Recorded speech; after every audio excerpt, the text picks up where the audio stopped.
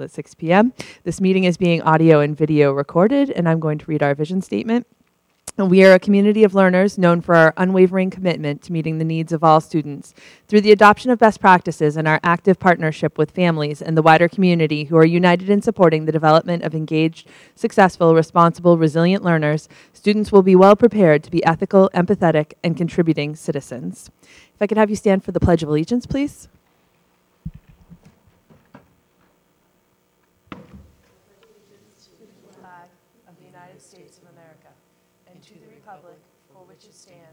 One nation, under God, indivisible, with liberty and justice for all.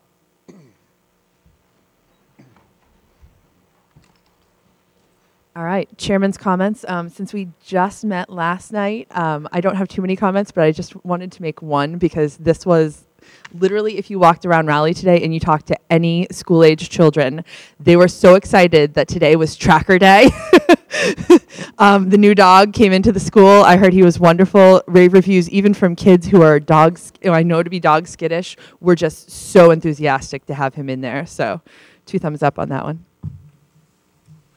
We had parents tell us that their kids have never jumped out of bed so quick to get ready for school. Oh, yes. Literally, my kids, first thing this morning, I went to the bus stop. The kids were talking about it. I put my kids on the bus and walked down toward the school. There were kids walking to school. They were talking about it. I mean, it was so nice to see. So One day at PG. I bet it was. All right, on to item 4, oral communications from the public.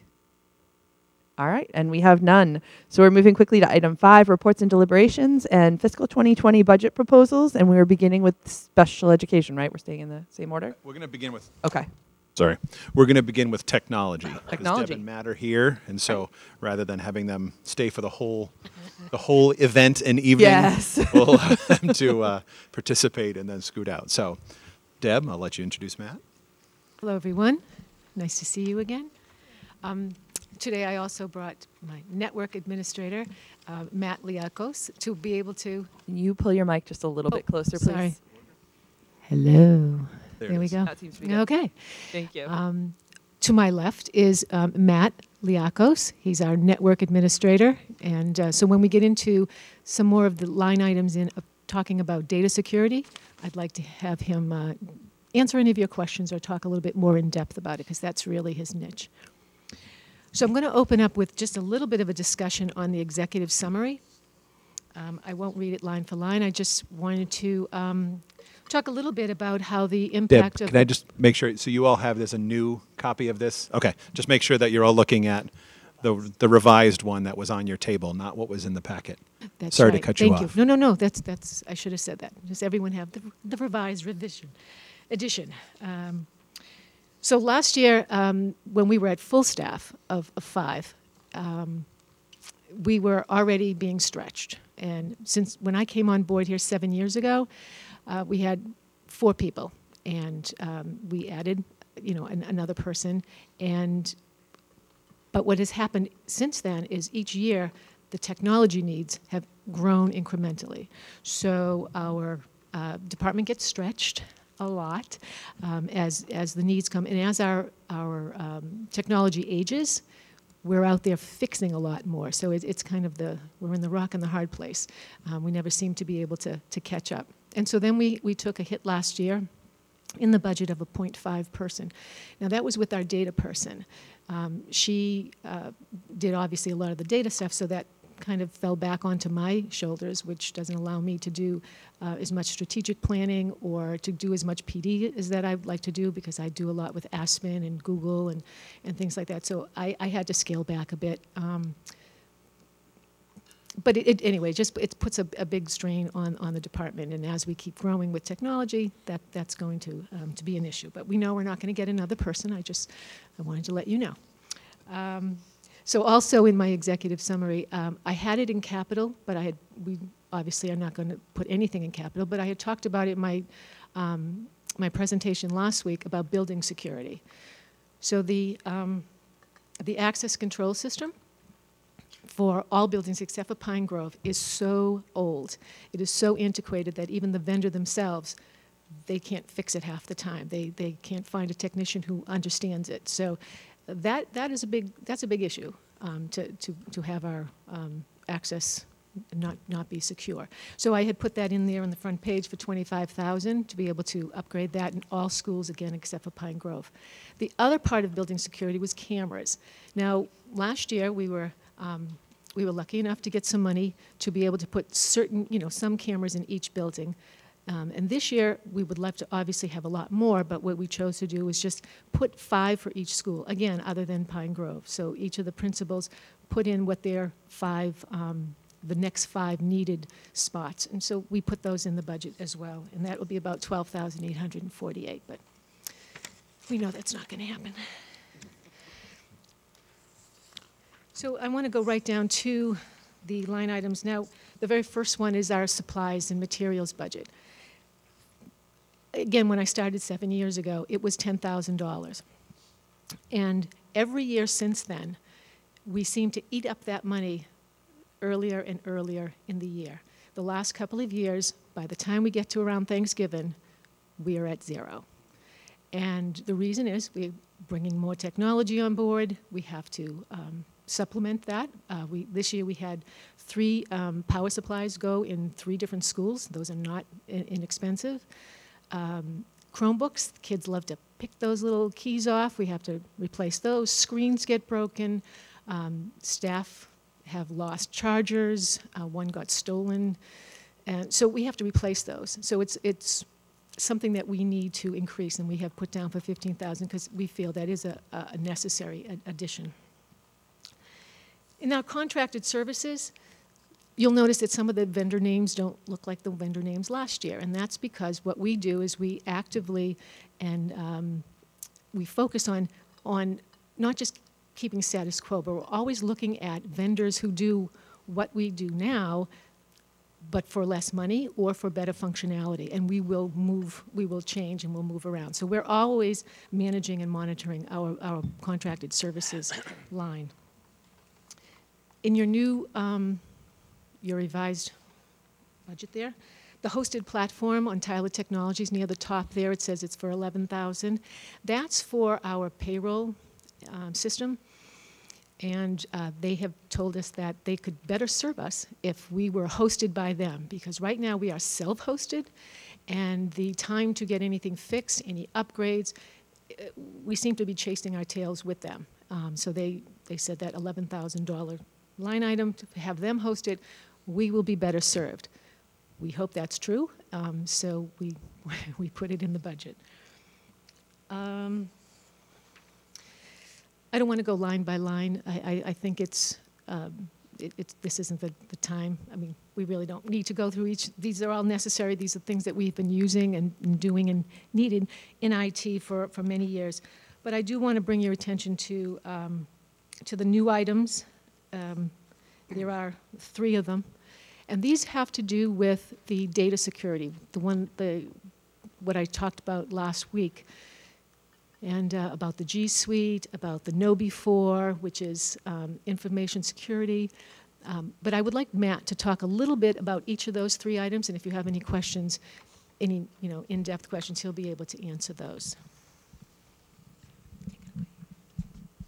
Thank you, Deb. Whoop, sorry.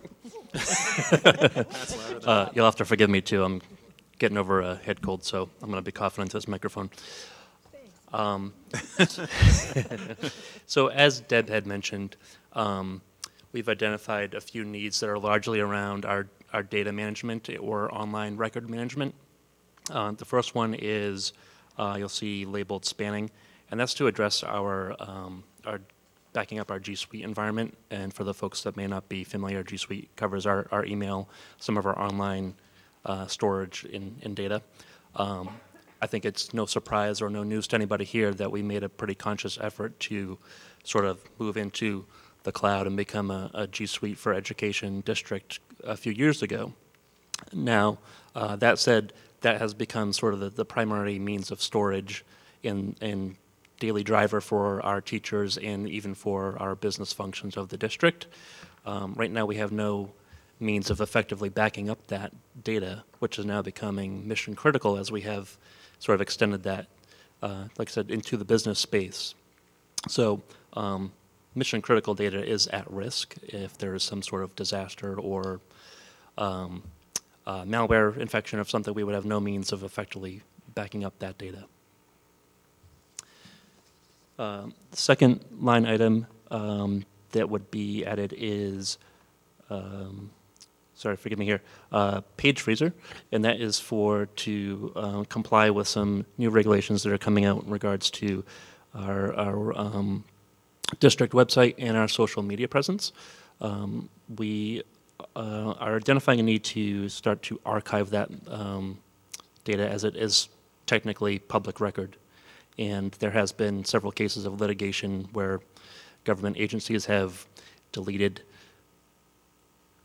content from those online social media presences. So that is a liability that we need to address, or we feel we need to address. And the last item is some online training for our central office folks. We have identified a need quite some time ago to provide some ongoing training in regards to information security, how to secure our data, how to secure our systems. And just recently we've had some incidents that has sort of increased the urgency of that need. So what that would be is sort of ongoing online self-paced training for our folks in the central office to get their leisure. Briefly chatted with Brian and Michelle and Deb, and our goal would be to sort of do that somewhat, probably quarterly or monthly or something like that. So if I can just piggyback on that. So I had emailed you all about a breach earlier this week. So when Deb mentioned this last week, I know, Dina, you had keyed in on the know before software. The hiccup is the power of the system is routine training. When it's used monthly, again, 30, 40 minutes. So we have a lot, is that fair, Kim? A lot of things competing for professional development and training time. So this immediate need of $725 would provide that training ongoing, where we have more flexibility with office staff and folks who are handling day-to-day financial transactions. There's still a concern, and I think this is a valuable training for all 425 employees because we're dealing with sensitive student information. But when we have the ability to have someone infiltrate and transfer dollars that we can't get back, that's where the concern comes from, the greatest concern, I should say. So that's what, rather than funding something and then having a problem figuring out how and when we have teachers do that training, we started with a realistic, this provides 25 some odd licenses so that we can make sure that all the folks who are dealing with financial transactions on a day-to-day basis, between revolving funds and grants, $45 million, that's all those folks are being routinely trained. Because it ends up, we can have all the systems, Matt can run all the finest and latest systems, but it takes one person to just not be looking for some little piece and they reply and then we're off to the races. So just wanted to set that context.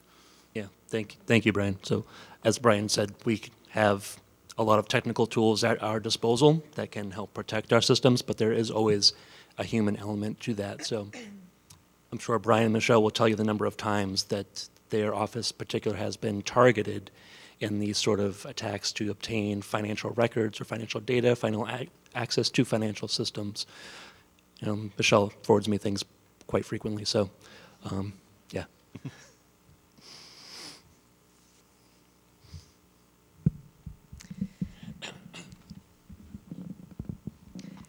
So in the next line, the equipment maintenance line, that covers our copiers and printers.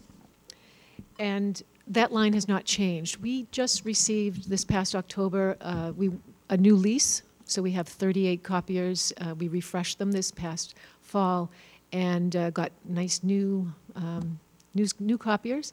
But what we also did, I negotiated to have the full-blown cost of paper cut rolled into it. Now, we talked about paper cut last year, and we had funded just a little piece of it, which was we can do reporting on if somebody sent it to a printer, being sent it to the copier to print, but not to copy. Copies weren't being tracked. So now we can track both copies and prints. But the best part is that each of these, we also got in this deal, was an RFID reader on every single copier. So we can use our badges, our IDs, which will now open the doors on the outside because it's one card. But a person can swipe at the printer and release their print. So if I'm at my desk and I send something to the printer, I'm not sending it to a literal print queue. I'm sending it to a cloud queue.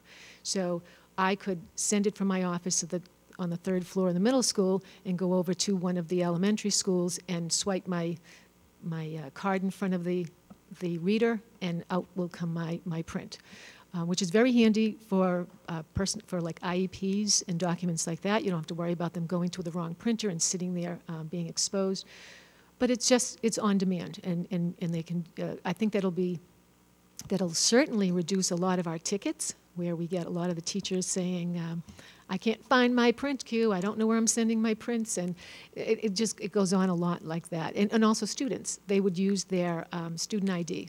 So if they send a print to the print cloud, they can go to any copier in the district and just type in their ID, which they're very familiar with using for lunch, to get on the computer. It's that same number, and they will be able to release their document. So we're hoping that's going to reduce some waste, but also be more efficient for the teachers. And let's see. In the hardware software acquisition, now that line changed a bit. The look of it changed. The line for the Aruba switches and firewalls for $24,000, that used to be in the contracted services. We have since brought that in under a lease, so we just moved that line.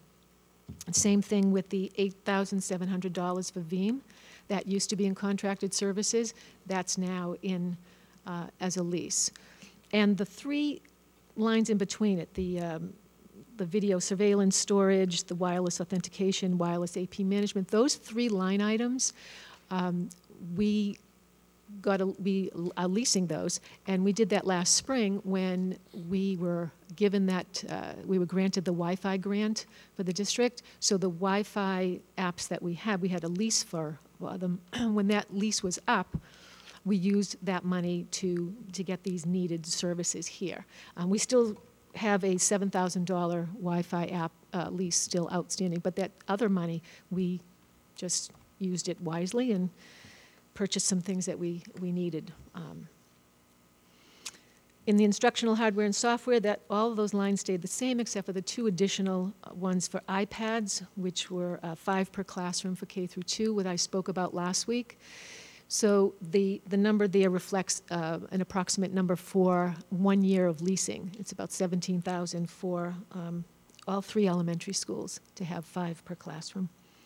And the Chromebooks and carts, again, what we spoke about last week, which was to hopefully bring some equity to try to do a 2-to-1 across the district.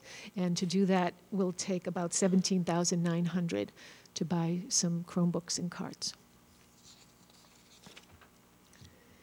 In our telephone and data, that has not changed other than, well, the Comcast line actually went up a bit, and our E-rate funding, the calculation for that was just a little bit different this year, so it's $81,000. Any questions? Comments and questions from the committee? Linda? Does the contract for the copy machines include the toner and the staples? Yes. Yes, it does. Just want to make sure. Yep. Because we know how much toner costs. But we should say it's per click. So every copy that's made, that's how we're billed for toner. So that's what allows us something. Right. So that's what allows us to manage that. So that some of those costs are broken up by each building, so that a principal can say, you know what, we're going to save whatever $5,000 on toner, and we're going to do less copies, and they have the ability to manage that. So it's not just a flat rate, copy as much as you like, a buffet of toner. It's just make sure that was clear. Maureen? I just wanted to sort of make a comment about the building security, the access control system. I think that, I think that something like this should be a priority. I don't understand why we're not fixing this system that's old and broken. I mean, this sentence right here, the current system has failed many times this year, which has prevented us from properly securing exterior doors. That's very alarming. I mean, our number one responsibility, all of us around this table, is to keep our students safe. If we can't properly secure the building, that's really concerning. So I just want to make, my thought clear. I think that security should be. Gina? As a follow-up to Maureen's comment, because I share her concern, as I'm sure we all do, I'm sure you've done this already, Deb, but have we applied or looked for any grants that might be available for security, or is that not offered anymore? I have not looked for that. We've looked at public safety grants, not extensively, but I believe there are some out there. The hoops to get them, they tend to be very targeted towards what they want to see implemented. So have talked to the chiefs, about ALICE training and opportunities there. In general, just building security, there's an assumption that we're securing our buildings. But we can absolutely pursue, there are grants to pursue. I think that would be wise. And regardless how many hoops we have to jump through, unless it's so prescriptive that, you have to use a certain vendor or something, and maybe Deb and Matt don't think that's the best one, then I wouldn't pursue it. But it wouldn't be vendor, it would be purpose of the grant, and then it would be whether or not we qualify. Because as much as we like to think we're a high-need district, we are far from high need, and we generally find our way being a low-priority district to receive any grant funding. well, still, if we could pursue absolutely. any grants, that would be helpful. And one other question, Pacific Telemanagement Services for the payphone, do we really need that payphone? Is there a reason why? I mean, I'm just thinking $1,000 doesn't sound like a lot, but it's a third of the cost of the clay recycler that the high school wants, or something. See, it came back, seriously. Where is the Clay payphone? recycler. I don't know. It's out front, but truly, I just said to Elle, I said, is it even still out there? Because No, once in a while, I'll pick it up and make sure it still has a dial tone. But beyond that, I don't know if anyone has actually ever used it. Right. No, they don't. They don't know how to use buttons. it. It's not a rotary. You've seen that little that's so viral funny. video. Yeah, no. Chris Walsh and I have actually talked to see if he can get a report to see if anyone has actually used it in the past few years, because with cell phones is really not. But is the there need. something that's requiring us to have it on the? I believe it used to be required. I do not believe that's a requirement anymore. A lot of schools have done away with it. The one thing we were, when I brought it to the facilities director, concerned, he had just had a concern after hours if a child was here without a cell phone, without able to reach a parent, no staff necessarily on. But I mean, they're not here without coaches or some type of supervision, which you would think would be able to contact a parent. Or somebody else around, another Right. student or something that Something. would have a phone. It was one of the first costs I questioned. I'm like, why and where is it? So that's what I found it 3 years ago. I don't even know where it is. Something to look into, I guess. Yes. Every penny counts. Yes, no, it does. Clay recycler. Yes. Right. Yep, Linda? I just wanted to make a comment about the grants. I know that I've read articles about the grants that they do offer, and a lot of times they offer some money, and then we have to put up money to match whatever they want. So that just might not be feasible for us. Well, that's true, but I mean, I think we need to explore them so that even if there has to be a match, if it saves us some money, that's helpful. Anybody else? All right. My one question was, and I think this all goes to Matt's line items. Are these an ongoing cost as is, or is there onboarding included in some of these, and we'd see a decreased cost in future years? How exactly does this work? Because I'm imagining, when you're looking at a website and social media backup, that first pass is probably big, assuming that they're going back and archiving what's already existing. Most things you see under the contracted services, those are annual costs, annual renewal costs. the way that the line items in terms of backing up user data and things like that, those are a per user cost, an annual cost per user. That's assuming the 400 odd some employees we have plus our students, which are free. As far as the archiving of the website and social media, that's based on an account presence. So they would consider the website one account. I believe the district itself has a Facebook page, a Twitter page, et cetera, et cetera. We would have to determine which of those would be used for district communication and which ones could be removed or closed if not needed. But that would, again, would be a 100% annual renewal cost. My assumption it would be we subscribe to that service, that's when the archiving starts. They don't dig back years. That's right? correct. So as Yeah. of July 1st, we're archiving as of July 1st, and that's when we have archives. With the, I'm sorry, just for with the hosted platform for the Tyler Technologies, that would be about a 50% decrease in the following years. So there's about a $5,000 cost up front to get that set up, and then it should trail off to about $5,000–6,000 a year after that. Although Tyler seems to increase each year, so. Yes, Tyler seems to increase, so don't know if you'll actually We don't see have that. much choice there.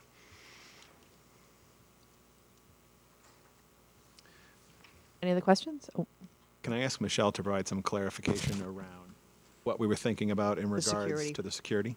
Yeah, in regards to Maureen's earlier comment, when this first came across our desks as a capital, and actually Deb and I, well, not just Deb and I, but a few people, including Matt and Brian, sat around a table regarding the door access systems. We do think it's a real important priority. And we also know that this budget is not necessarily the place that we can afford it, but we don't think it's something that we can afford not to do. So we're thinking this year, later this year, if we either have some reserves in the building facilities account, the building use account, we're hoping to use that, and if not, E&D. We are expecting a pretty good balance in our E&D account this year, which should be certified. I was in communication with the agent today very shortly, so worst case scenario, take it out of E&D and get it done actually this year, because we do think that is a priority. And just while we're talking about E&D, we were talking about rounding that to a healthy 100,000 and doing the facilities assessment we keep talking about year over year Yes. over year over year, that all of the things that Catherine and Al didn't put in their facilities for this regional campus, we keep saying the first thing we need to do is a solid and complete assessment of the facility so we can get a 10-year capital plan that's effective and reasonable and realistic. all right. Thank you, Deb and Matt. I appreciate your time. Thank Are we moving to special ed or district-wide? What's the Moving to special ed, or what was? district-wide is the other? I think we can go to one. special education. Yeah. All right, thank you. Before I start, I always have to thank Sandra Susi for all her hard work, especially related to the budget development, keeping track of all the numbers. As you all know, special ed is a constantly moving situation where numbers change. There's increased costs, some decreased costs, so it's not an easy task to keep track of all the costs that we have and will incur. And I also just want to remind the committee that we're budgeting for a year and a half from now. So we're, without my crystal ball, we're trying to do our best effort in terms of where we are today and sort of, you'll see later in the budget that there's some proposals for some new programs, which is some good news, because I think we all left a little depressed last night about all the things that we, the kids and the needs they have, but we, I think we have a unique opportunity to try to solve some problems this year because of a program that's going to be closing, which I'll get to in a moment. So on page 2, if you look at, really the drivers continue to be very similar. There's a marked increase in kids with autism and related disorders. We typically are getting 2 to 3 or even 4 kids from early intervention each year that need significant supports and services, which are intensive. They require intensive staffing, consultation, and we've been able to service all those children, or most of them, through the ASD programs in Newbury Elementary School. But we are, I would say, and Beth can comment too, we are busting at the seams at the moment with the 2 programs that we have, and we continue to see kids that come in and transition to the upper program. Children are born addicted to drugs. I've met with the EI several times this year, and there's a marked increase in kids who are addicted. The challenge for the school system is we don't always know that, because it's really up to the parents to let us know if they want to share that information. So we're getting more and more kids that are presenting behaviorally or with challenges, but may not be apparently delayed. So they could have average cognitive skills. They don't look like they need special ed services, but they really have an inability to participate in the classroom without intensive services or needs. And then the last, of course, we've talked about a lot is the kids, and this is true from elementary through high school, the marked increase in kids with, for a variety of reasons, increased anxiety, mental health, concussions, it goes on and on. The same kids we've talked about that really, and sometimes these situations happen to kids that could be sort of going on a perfect track, A students, there hasn't been any need for intervention, then something could happen outside their lives that really causes them to need more intensive supports. And from the meetings I've gone to around the state with other directors, this is, and I think we all would agree, this is a state and a countrywide epidemic. So every school system is experiencing the exact same thing. Some to a larger extent, some to a lesser extent, but this is the theme of every meeting I go to, that these are the kids that are really needing the most intervention and attention. And of course, those kids are also impacting the learning environment for everybody. If they're not able to function, or they require administrators to tend to them, or if there's a crisis, it pulls our resources for these kids. So hopefully we can talk about a few programs that could solve some of those problems. On page 3, it's just, we always provide a chart of the number of students we have on IEPs and the percentage.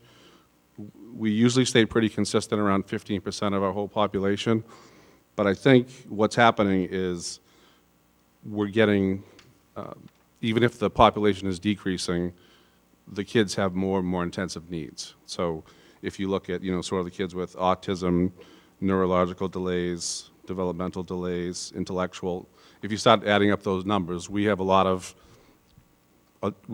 intensive kids, and because of the programs we've put in place, we are able to service a lot of those kids within our school district, which is what we want to do. So that just gives you a sense of the percentages of, by disability in the district at this point. So if you turn to page 4, so there's been a long-standing program called the TAL program, which has been in the middle and high school for over 10 years. It was here before I was here. And before I move on to sort of the cost analysis of what we'll save, I just want to, and Catherine, you might want to jump in here. This program has really been an integrated part of the high school for over 10 years. These are some of our most vulnerable children with complex needs. We've had kids volunteer in the program. We've had, they really are truly part of the school and the life of the school. The administration, I know Mr. Brennan spends a good deal of time down there, so it's not just a program within the school building. These kids have really been sort of part of our part of the fabric of Triton, and I just want to sort of acknowledge all the teachers and the administration. I talked to the teacher today, and I just asked her sort of what's going on currently, and she had talked about some of the biology students going into the program to present their research projects on bone structure and bone marrow. So I think, you want to jump in a little bit, or just talk about some of the? I think one of the, and I'm just going to use this as an example, they even do vocational activities down there. And the students, being severely disabled, will come around the school. The teacher will bring the students around the school, and they will have their baked goods that they have created downstairs.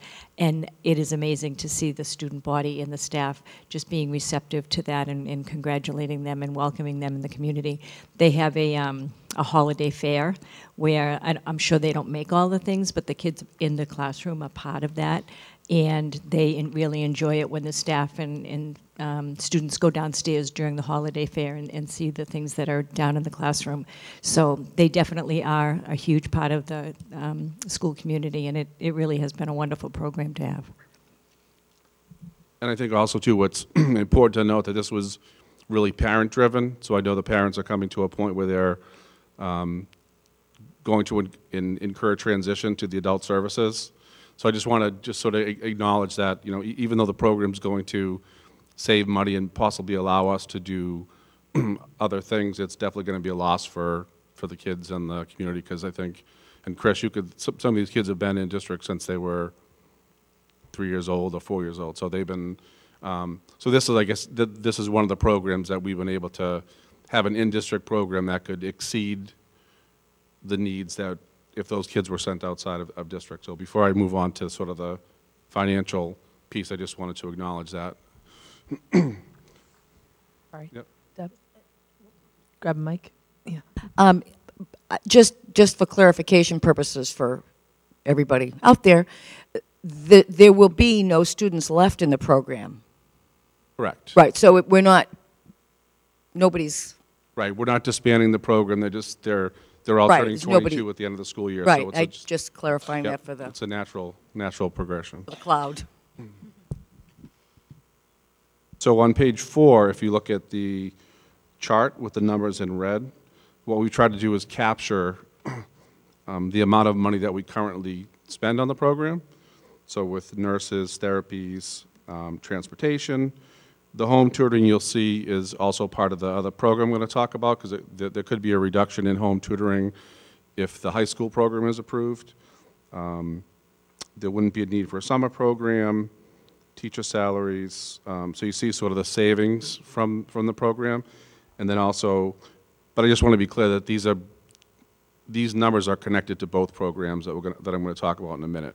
So there would also be a savings of $40,000 in contracted services if we were able to hire our own board-certified behavior analyst. So on the next page, you'll see the cost of each program. So we're really proposing, with the savings, we could add 2 programs, one at the high school, which is the Bright program, which I'll talk a little bit more in a minute, and the other would be an additional elementary classroom for students with autism and related disorders, which we have been sort of talking about for a number of years.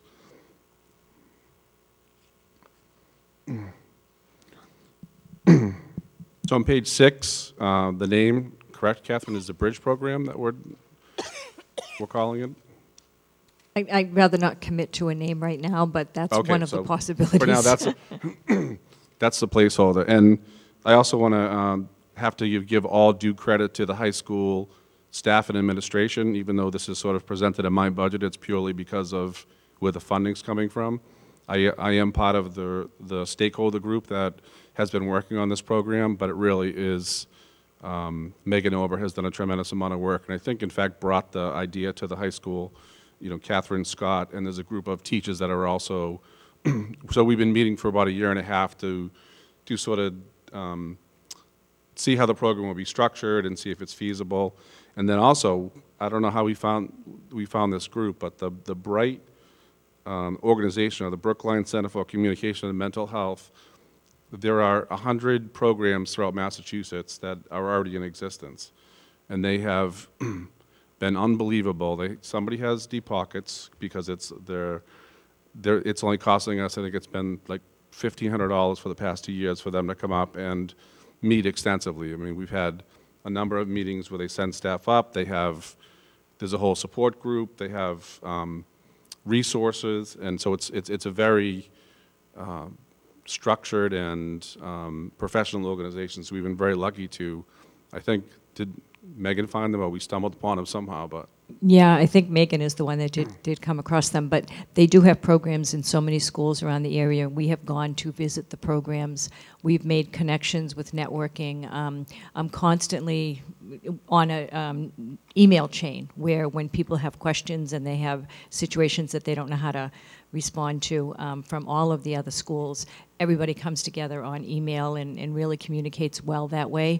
And we're getting so much information. We're in such a great place because we're going to start really strong if we're allowed to have this program, because we have so much backing and so much support before we even get it off the ground. And we're really fortunate. We've gone to trainings. I just got an email for another one to come up in April, and they're wonderful trainings. They're very, very helpful and very supportive environment for everybody to be in. And they're either free or at a very low cost. So the organization has some funding that they're sharing. I mean, that's their mission, is to create as many of these programs because they see the need across the Commonwealth. So basically this is not, to be clear, this is not a special ed program, and it is not a placement. It is meant to be a temporary therapeutic environment for students who have been hospitalized, possibly got a concussion, have school phobia, or have a number of depression or mental illness that is causing them to retreat from school and not participate.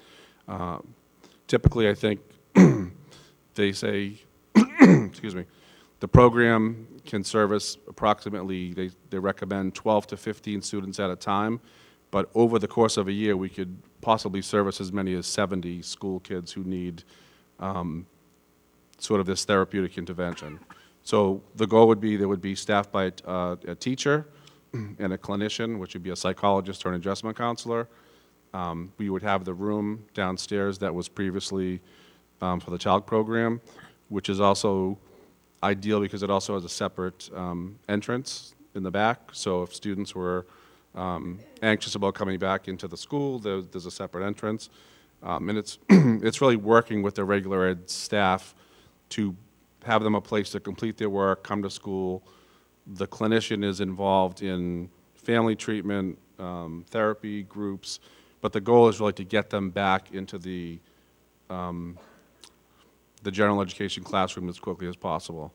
So a student could possibly come in and take, if the student felt, had a connection with a history teacher, the student could possibly, have the majority of their day in the Bright program, but also go to history and then come back and then slowly sort of get them back in the classroom. Because what's happening now, especially at the high school level, if kids are out due to anxiety, depression, or a concussion, a mental illness, or one of those sort of conditions, it's very hard for them to return to school because, kids ask, where have you been? How come you're not back? What happened? So they tend to retreat, and I think parents sometimes don't know what to do. So we have a lot of kids that may have started out missing, a couple days, then all of a sudden it's 2 weeks, it's 3 weeks, and we can't get them back into the district. So it should also help because our options are, provide home tutoring, which is very restrictive because a student is stuck at home, provide online courses, which is restrictive because they're not getting any socialization, or we've also had kids that after we've exhausted all of our sort of strategies, it could be an outside placement. So I see this program, although not a special ed program exclusively, definitely being able to save outside placements because we would have something to offer for those kids. Right now, we don't have a lot other than, and I must say that the high school administration staff jump through hoops to try to get these kids to come back.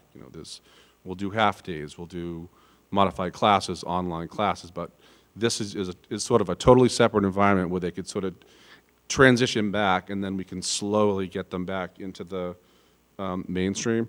And we purposely, we didn't skimp on this program because some schools have tried, I think, a social worker and maybe an IA. The high school staff, and I feel strongly, I know Catherine does, felt that it really needed to be two professionals. If we're going to do this, we have to do it right. Because it's going to be critical for that teacher in this program to be able to talk to the general education staff, collect the work. There's going to have to be a lot of relationships built between this program and the and the high school staff. So, and there are high school teachers on the stakeholders group. So this has been about a year and a half in the making. So I think we're in, if approved, we're in very good shape to sort of hit the ground running in September. Once we get to, and hopefully, hire the best people we can in the next, several months if approved. So that's the Bright. So the second program, in terms of, really we're talking about reallocating that money, is an additional program for students with autism and related disorders. We currently have 2 at the Newbury Elementary School, as you know. But right now, there's basically a 4-year span between each program. So basically, legally we're allowed to have 48 months in a program, but that's a huge span for kids. And we have 2 teachers with a lot of teaching assistants that are doing the best they can, but we're continuing to get kids. We're up at about 9 kids per classroom, which is really a lot. And Beth, you can jump in, because this really affects Beth and Dan Jewett in the school, who have really, these kids need a lot of attention, intensive needs if there's a crisis. A lot of times Beth is responding or Dan is responding, and then the full-time BCBA would be a person that would not only work with this program but also help service the other 3 programs, because what we're finding is these kids need so much attention and intervention that we really need. It's really drawing on the administration of NES to try to support those classrooms. So the BCBA, their role would really be to support the teachers, support the kids, and these are also high-cost students. So a student currently with autism at the level that we service kids is minimally $100,000 per student if they were to go outside the district. So we've been able to keep those students in, and I think we do a better job because they're in the community, they have access to typical peers, and they're getting the intensive supports and services they need. But I think we're at the sort of breaking point now that we really need to add a 3rd program. Beth, do you want to, since it really impacts you? So we currently have 19 students in the program. We have one classroom that's pre-K to K, and it has 11 students. And then we have a classroom that is grades 1 through 5, which has 8 students. And what we're looking to do is a pre-K to K classroom, a 1, 2, 3, and a 4, 5, 6. And I'm just looking at next year, if we did that, the numbers in the room, pre-K to K would have 7 students, the 1, 2, 3 class would have 9, and the 4, 5, 6 would have 4 students. The other thing that happens at our specialists, our NAS, we're very fortunate. The music teacher goes in and does music therapy in the classroom. The art teacher goes in and does art therapy, and currently Mr. Jordan, our physical education teacher, is starting some adaptive PE classes. A lot of these children participate in the regular ed classroom in those specials, but we find that they respond better to like the small instruction when the art teacher goes in and the music teacher, and they like to go down to the gym. And I was talking to Mr. Jordan today. He's also going to work with a physical therapist for some of the things that they need to work on. They're going to kind of team up and do some classes together as well. But it's really hard for the teacher who has the grades 1 through 5. She has to develop all the program books that they have and work with the classroom teachers. Some students go in the classroom for certain subjects, and other times they go to the classroom for their program book. So it varies what the kids need. One type of day doesn't fit for all students. They all have their individual needs, and it's our job to make sure that we meet those needs. And we have high expectations for those students, like all students. And I have to say that Elaine Bose and April Leiden have done a wonderful job managing the number of students, not just the number of students, but the number of instructional assistants that you need to support the students. It's a lot of work, as I said, with the program books, graphing, data to show that they're making progression, and different things like that. So asking 2 people to be responsible for 19 kids is a lot with the amount of work that comes with each student. This week we had 2 new 3-year-olds start the program. So every year we get more and more. That's why we had to move the first graders up to the other classroom, because with 11 pre-K and K students, and they just move in. and we don't always expect to have that many. We didn't know these 2 3-year-olds were going to be starting this month. A lot of times early intervention will identify them, and then they're not quite sure, but then they do need the program. So. Do you have any more to go on these 2 programs, David? I was going to say if he can finish this page, and then we can open up for questions. That's 'cause I fine think there's as going far to as be a the lot. programs are concerned. Okay. Then let's open it to questions from the committee. Maureen? I just have a clarifying question. So those, you said it was 19 students? Yes. Service between the 2 programs. So those 19 students, they represent the whole district, right? They're not just all from one Yes, town. they come from Raleigh, Salisbury, and Newbury. Yep.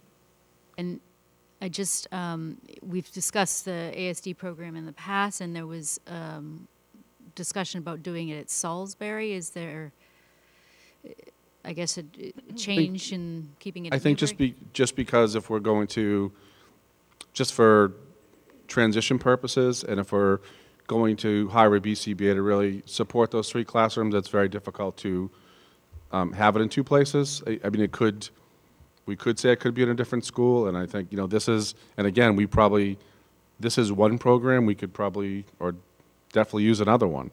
So this is another step we can take to say that we have a unique need that we can meet now if we just reallocate the money that was already spent. So, but yeah, I'm sure Jim could certainly attest that we could probably use, but I think also the therapists too, the therapists are in the classroom. The BCBA would be sort of supervising all 3 classes, and it would be the transition from one class to another would be more seamless. The other thing is I'm creating a document to sort of look at when a student would transition. It's not impossible for a student to transition back to their sending school. A lot of kids make, with intensive services, from say pre-K through kindergarten, they make such gains that they could actually go back to their home school. So this would be really the district-wide program, and then there's always an option for a student to return if they sort of meet the threshold that they don't quite need the intensive services that they are getting in the ASD program. Deb? This is just for perspective. 2-part question regarding autism. Have the standards defining autism changed, and has the means by which students are determined to have autism, has that changed, evolved over the last 5 to 10 years? Yes, I definitely think there's more recognition of the diagnosis, and there possibly could be slightly over-identification, but it's definitely, something is definitely changing with the increase in numbers of kids with autism. When I first started 20 years ago, and that was sort of my specialty, it was 1 in 10,000. Now research is 1 in 60. So there's been an extensive, so I think sometimes you might get a student who is diagnosed with autism at 3, and they might look vastly different at 5, because I think the pediatricians or the neuropsychologists realize that that diagnosis might lead to more services. But I can attest to what we're seeing. These are kids that truly need it. So these are kids that really don't have the basic skills: eye contact, language, the ability to sit in a chair, the ability to imitate. So these are kids that are.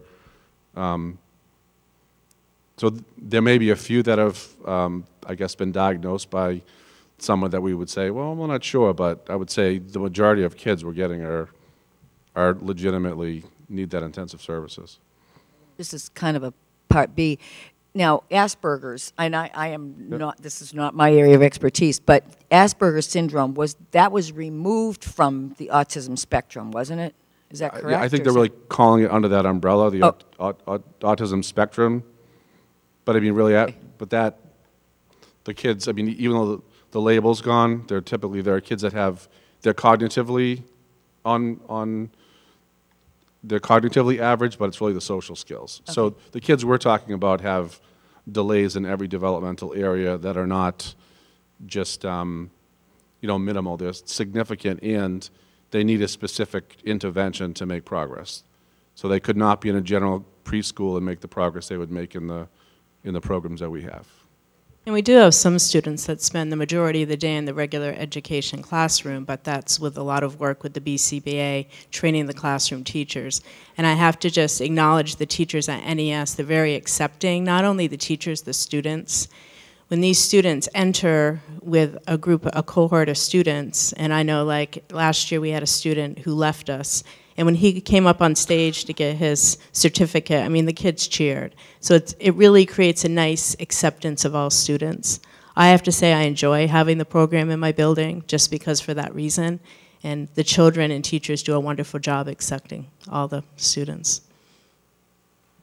And Paul, go ahead. Sorry, thank you.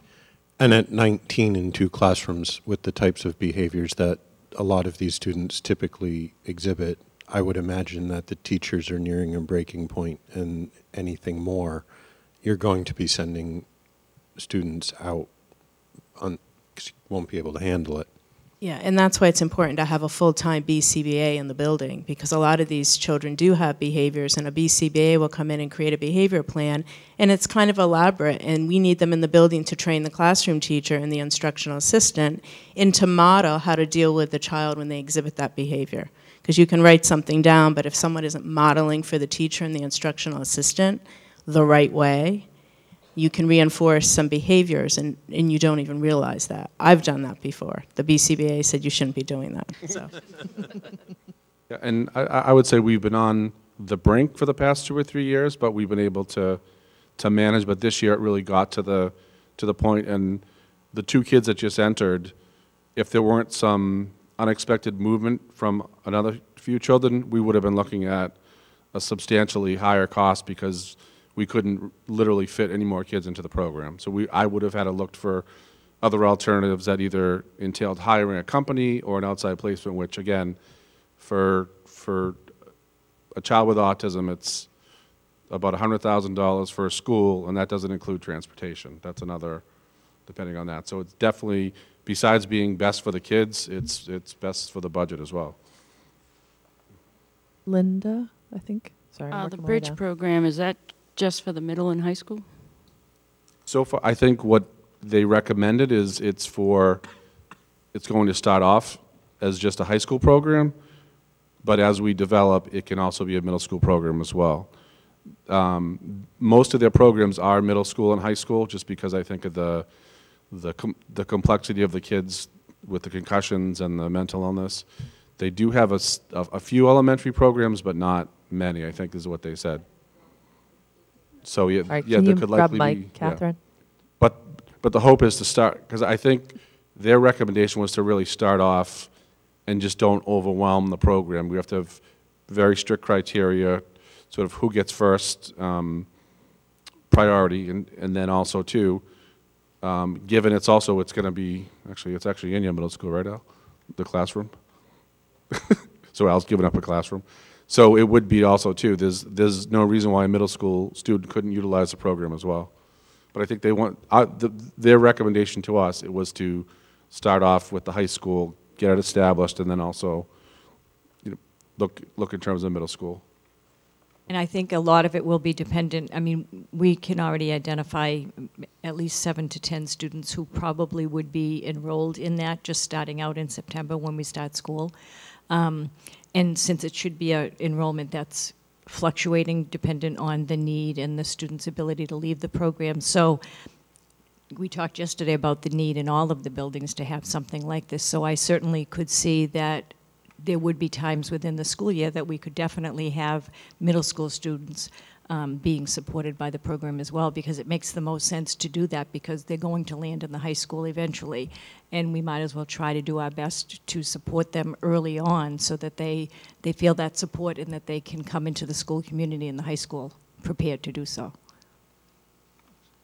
Yeah, Christine? Sorry, yeah, grab a mic, please. I have a question and a comment regarding the high school program. Is there any potential for parental support as these kids transition back and be in the program? Because my experience at the elementary level is these parents have no clue and no supports, and I was just wondering if there's any sort of parent support that can help these kids.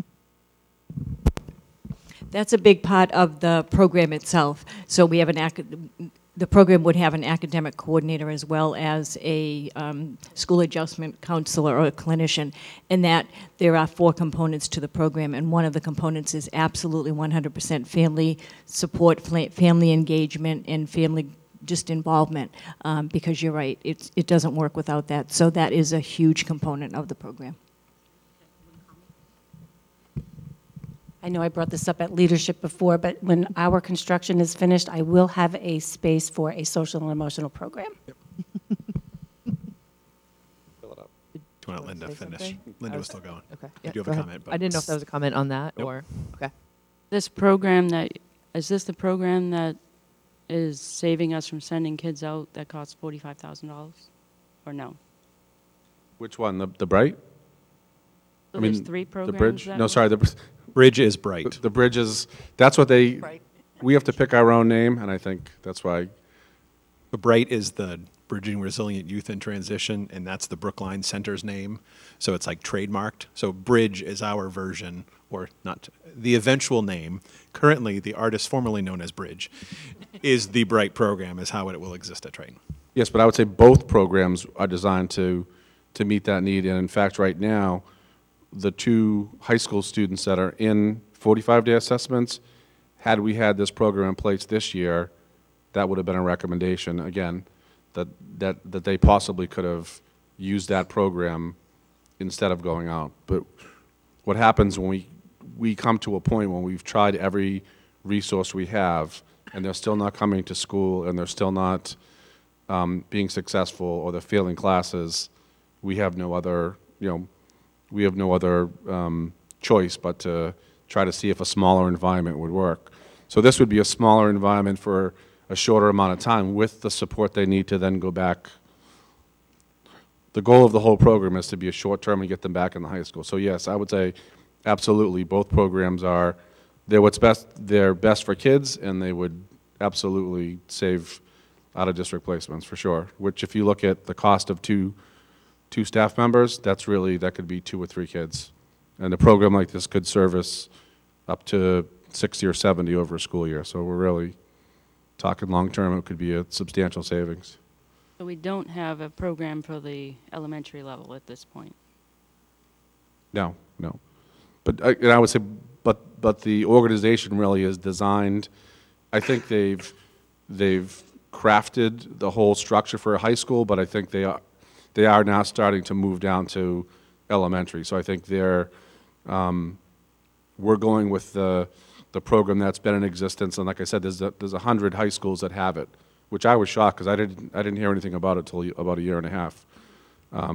So yeah, I could absolutely see an elementary program needed in the next several years or now. But. So if I could just say, in summary on these 2 programs, going back to the original question from Maureen, where it was haven't we talked about this program, specifically the ASD? So this $336,000 that is freeing up because of students aging out of the TELC program is an opportunity for us to be responsive to needs. So I think when we're thinking of special education programming or any intervention programming, we have to think fluid. And that's hard when we're dealing in hundreds of thousands of dollars. But these 2 programs, as of today, January 16th, 2019, is the greatest need. As Dave mentioned, we could use a behavioral program. 2 years ago, it was purely behavioral. 2 classrooms for autism spectrum and related disabilities looked good. Right now, it seems like 3 age levels within that program seems to be the best for responding to the needs at the elementary level.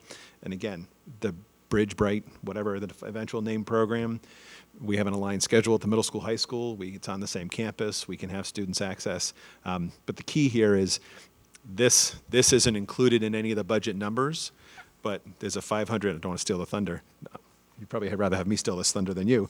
But with a $550,000 price tag of increased out-of-district tuitions, these 2 programs hopefully stop that spending. Full disclosure needs to be stated, the TELC program, when those students age out, is closing, which means the decision could be made to save $336, right, is that the number, $1,000, would be an incredibly unwise decision for us, given that we have this opportunity when we know in detail with students' names looking at over the past few years, 2 students that are currently assumed on 45 days that will go out are over $100,000 right now. We've almost paid for the program had we done this a year ago. So every year that goes by, we're not putting in cost-effective. Again, there's 2 pieces: what the students deserve and we morally owe them, and then what's wise for the budget. This is the best way to service our students in district in a way that is affordable for our towns through their budget. Dina? Oh, sorry.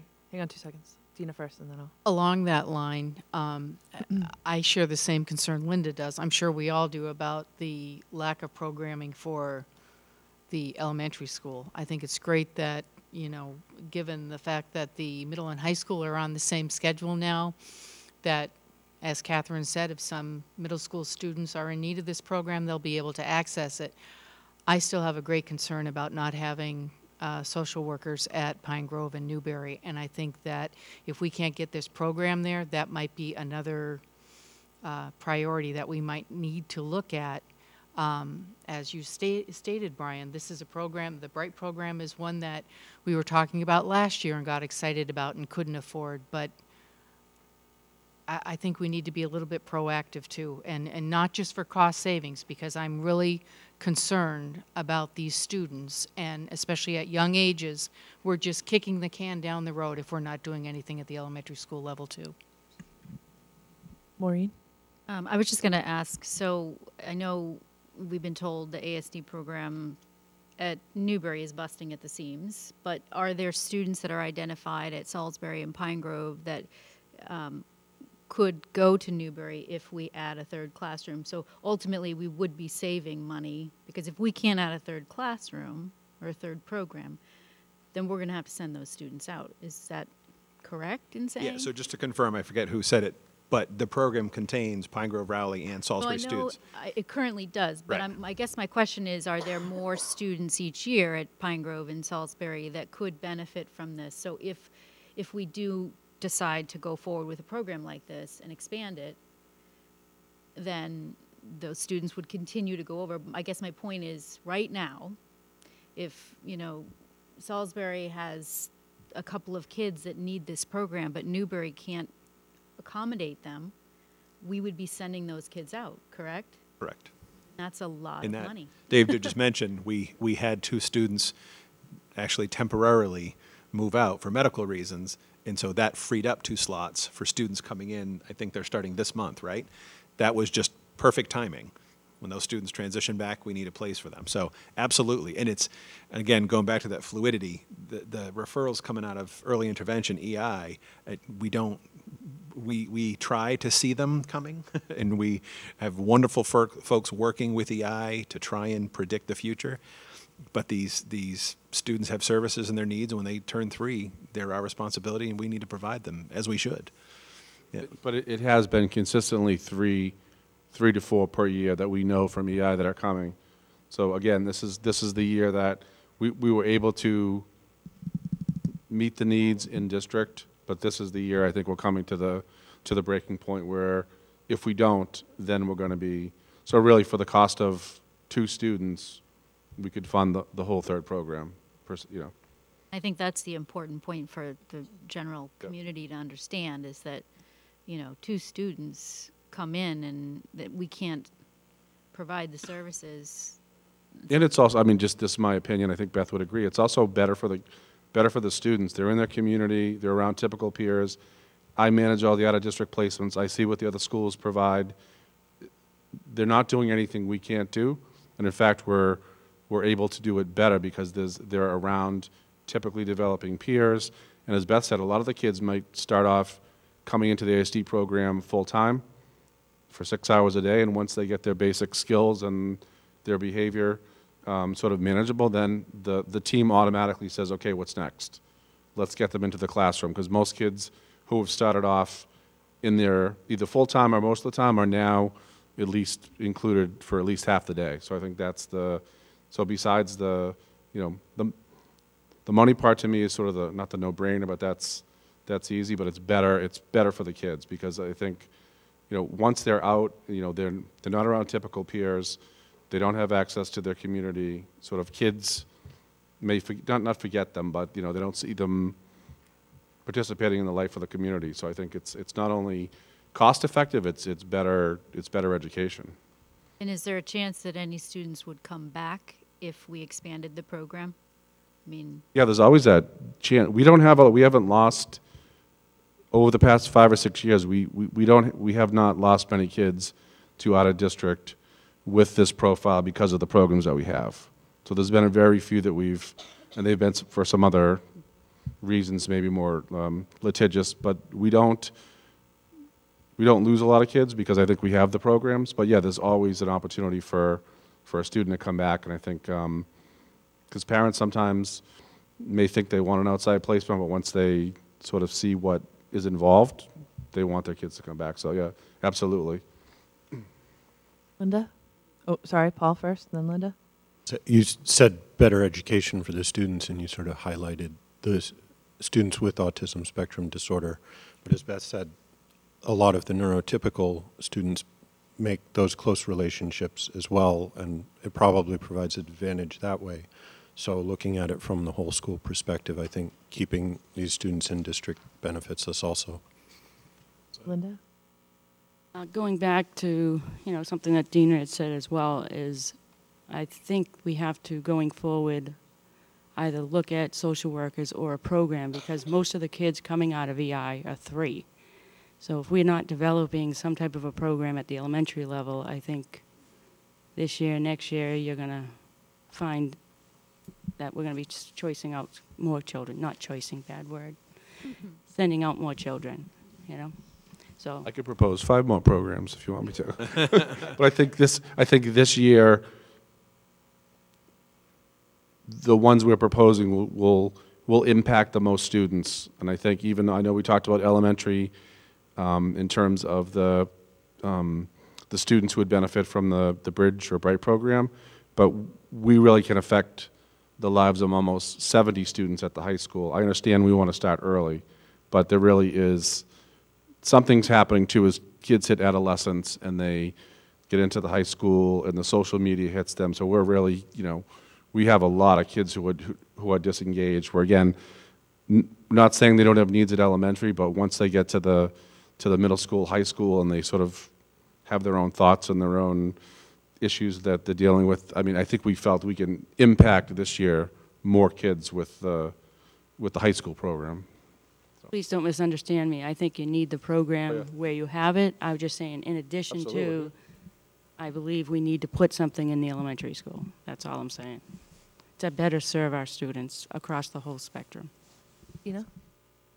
I think the main point is this: if we, God willing, get this into the budget, this is going to be a program we're really going to want to watch so that we can see the effectiveness of it, so that next year we can maybe expand it or look at other things, either expand it to the middle school if needed or whatever. But we need to look at all the students across the district.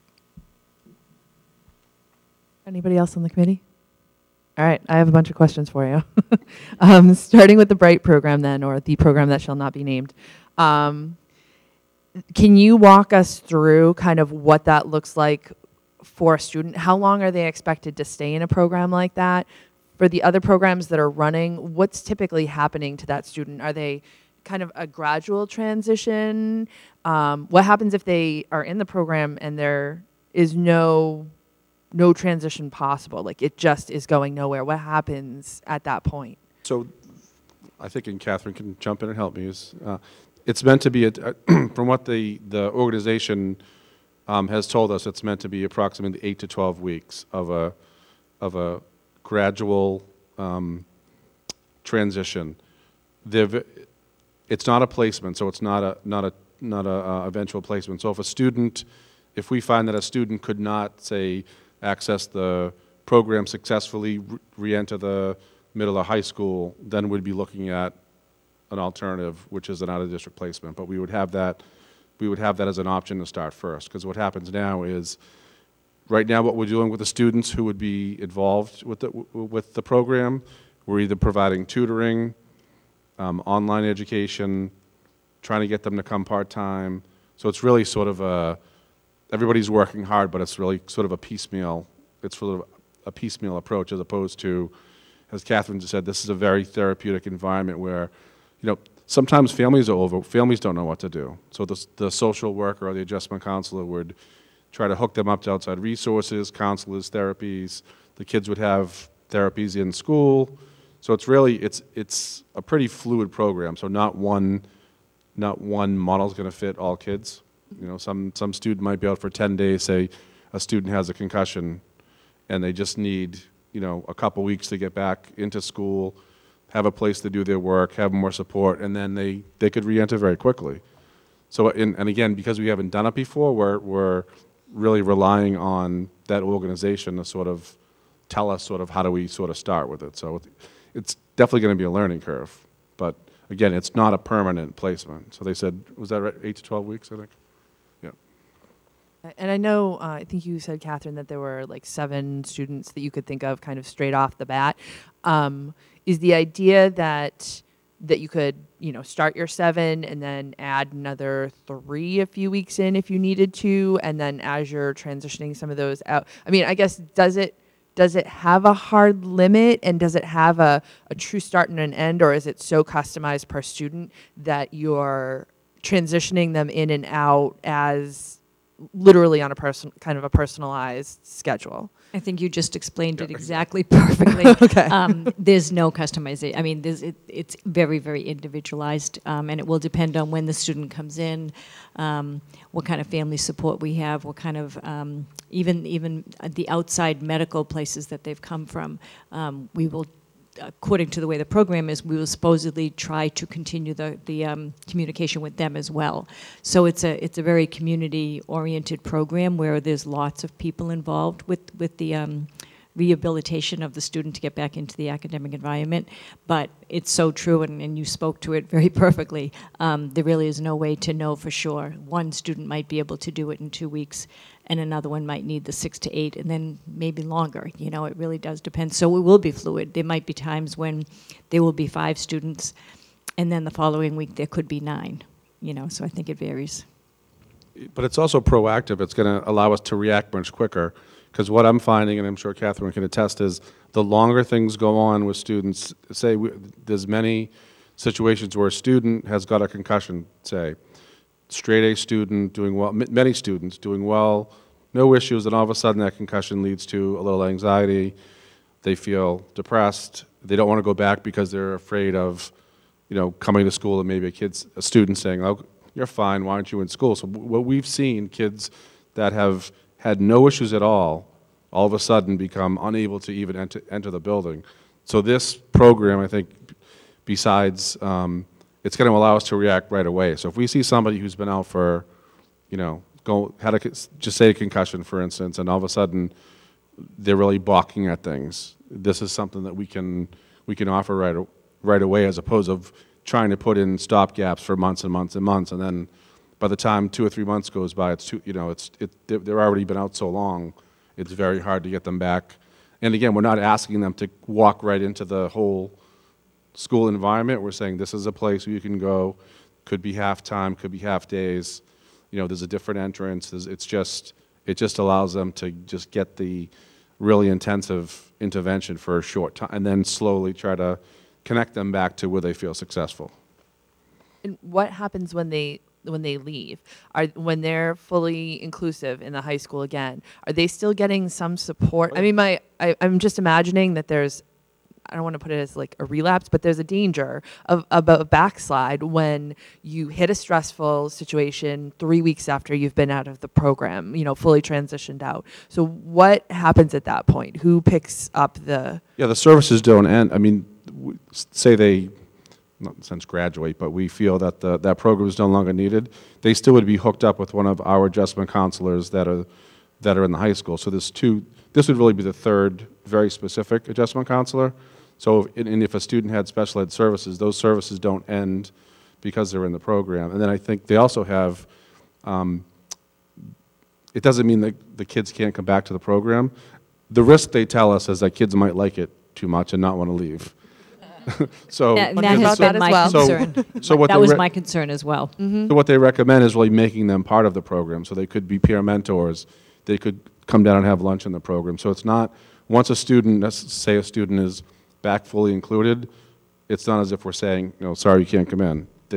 There's opportunities for them to come in and be a mentor, or come down for lunch, or if they connected with the social worker. So it's not, and they even recommend trying to have, teachers, regular ed teachers come to the program, or us administration just pop down and have lunch, or just so it's not, they see that they're still part of the community, but it's a temporary. So, and again, we don't have all the answers because they've described it as very fluid, but the network of people that have the programs is, it's almost too much sometimes because there's so much information coming.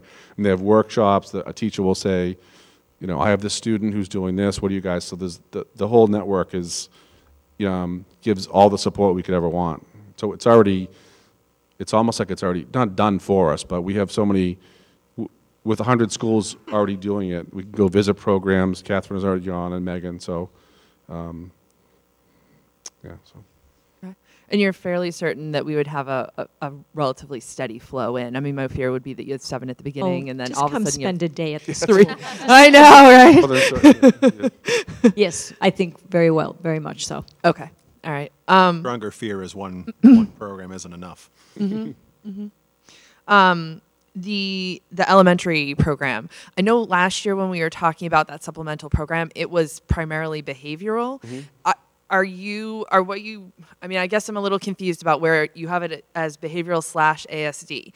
So in that, Beth is talking about it being specific grades, and it's behavioral / ASD in here. Are you foreseeing this as being almost a combination program going forward? Would have to be very careful in terms of we don't want to just make it a catch-all program, but also too, technically we could probably use both. To a pure behavioral, social, emotional, but I think because of the numbers that we're seeing with ASD and the intensive costs that go along with it, we're recommending this program. It could have, and it's listed related disorders because sometimes kids have characteristics of autism that are, if they have social, emotional, issues, communication. But we also want to be careful that we don't, if there's a student that's truly dangerous to the school and the community, we want to be very careful. We're not just saying, okay, we're going to save some money to put a student in this program. So we have to sort of look at the kids in terms of their needs. So it is slightly different from last year, but the needs change so much every year. We felt that if we were going to reallocate the funds we have, these would be the best 2 options to sort of move us forward. And I think in the past, I've been here for almost 10 years, but when we've had the opportunity, we've added programs that have steadily enhanced, the needs at the time. So yeah, we have a lot of needs, but I think we, as a leadership team, felt these 2 programs would be the best usage to reallocate the funds. Yeah, I was just trying to figure out how that was merging, I guess, those two notions of we need an additional ASD classroom, and we had this behavioral program that we talked about last year, and it sort of all seems to be kind of lumped in here together now. Right, and I think if you look at behavioral, a lot of students' behavior may come from lack of communication skills or lack of social skills. So I think if we have a student that sort of fits that criteria, because usually behaviors results from kids not being able to communicate or get their needs met. So I think it's, and we're developing currently sort of a criteria, some guidelines, and it's really students who need a specific level of teaching. They need really the one-to-one small group intervention. But we do want to be careful. It can't just be a catch-all on any student that has. So it's not going to eliminate the need for a student who might exhibit dangerous behavior, that we have to make the decision that the student is really either going to hurt a staff member or child or has hurt. So I think we have to, so that's what we still have to sort of, figure out. I know Christine is ready to jump in here. Yeah, go ahead. I had a couple more questions. So David, is it fair to say that the program at Newberry, it's the ASD program and the behaviors that go along with that diagnosis versus students with social and emotional challenges, mental health issues, with also diagnoses of oppositional defiance disorder. So I think that's where I see the split, and that's the program I would house at Pine Grove. Right, I would agree. I heard that before. All right. 2 more questions. I noticed neither program has IAs associated with it. I assume that's because the IAs would be assigned to a student as needed rather than to the program? Yeah, so I think if we're, of the students we have now, if we're putting them into an additional program, the IAs would follow them into the program.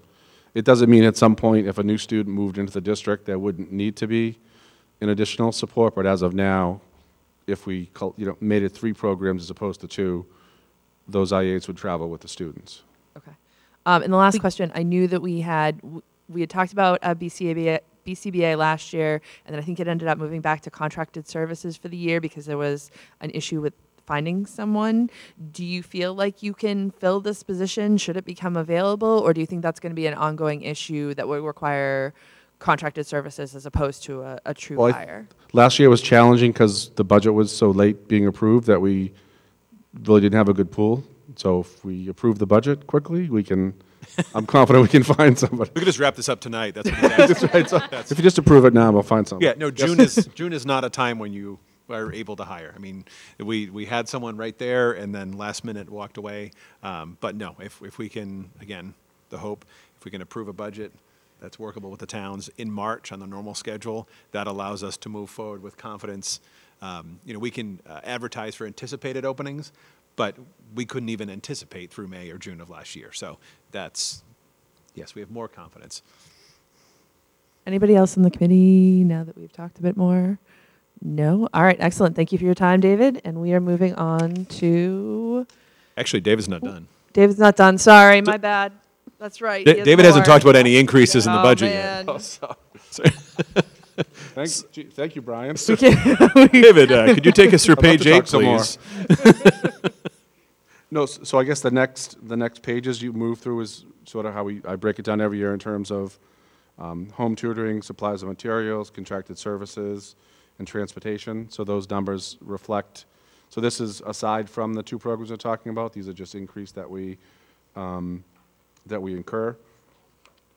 I think the biggest one again is out of district tuitions, but again I break it down on page 11 in terms of what the biggest drivers are. Now the 4 students at the bottom, again I don't know what's going to happen to those 4 students. Those are the 4 that are in 45-day placements at the moment, so that will remain to be seen over the next several months of whether we can transition those students back successfully or they will stay. So that's all included in there. And then once again, we have we've had a few high-cost move-ins again this year that basically these are IEPs that are written by other towns and a parent or family moves into the district. So we weren't responsible for this year, but we would begin fiscal responsibility the following year. So that $500,000 is a direct result of those sort of the factors on the bottom of page 11. So unless there's any questions about any line item. I have just one question. Yep, Jim? Brian, is that do you get a lot of move-ins and that historically, or? I feel like that's been an uptick of recent years. I know certainly, I think Triton has a reputation of running high-quality special education programs. I think we've had the discussion, is that a fair assessment? Are we providing more than a free and appropriate public education?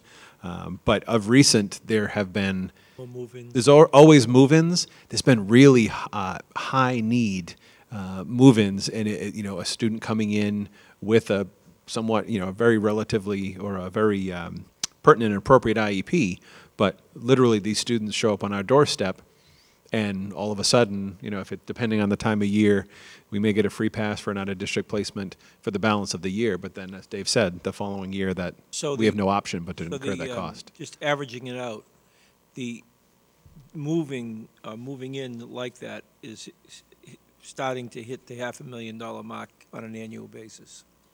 I would say a little bit less, but maybe 250. But that was just the last couple years. For whatever reason, the last 2 years we've just had high-cost kids move in. So if family moves in with an IEP for a collaborative, say, or sort of a student with a general social emotional disability or language disability, I mean, you might be talking 50,000, but now we've got several kids that have moved in with with placements that are over 100. So that it happened after obviously what's in here has all happened after our budget was approved. Yeah, I get it. Brian, so the question then is, do you, or have you in the past budgeted for that hit? Or do you have to catch up? We generally catch up, yeah. We go to year, so I was just thinking, so fiscal, this is for 20, so fiscal 18, we saw several $100,000 reduction in special ed. It was a big year last year and another big year this year. So we budget of what's known, right up through March 15th when we do a final budget. Try to aim at the high water mark for the tentative budget in February, but often it's catching up. The reason I asked the question is because I don't think people understand in these communities and throughout the Commonwealth that knuckle breaker that you get. Yeah. And if you don't looking back over your budget, it just seems to me that that's a big number that you're going to keep getting hit with, and I think that needs to be articulated probably more than it is.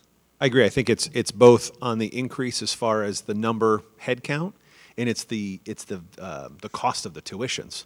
So it's a cost totally out of your control. Completely out of our control. And when it was a $30,000 collaborative cost, great. Now a collaborative program might also be $75,000. So it's even that we don't have the, it's where we would be able to absorb one or two. Now that's the cost of half of a tuition. So it's absolutely, everything's exponentially increasing, need and costs.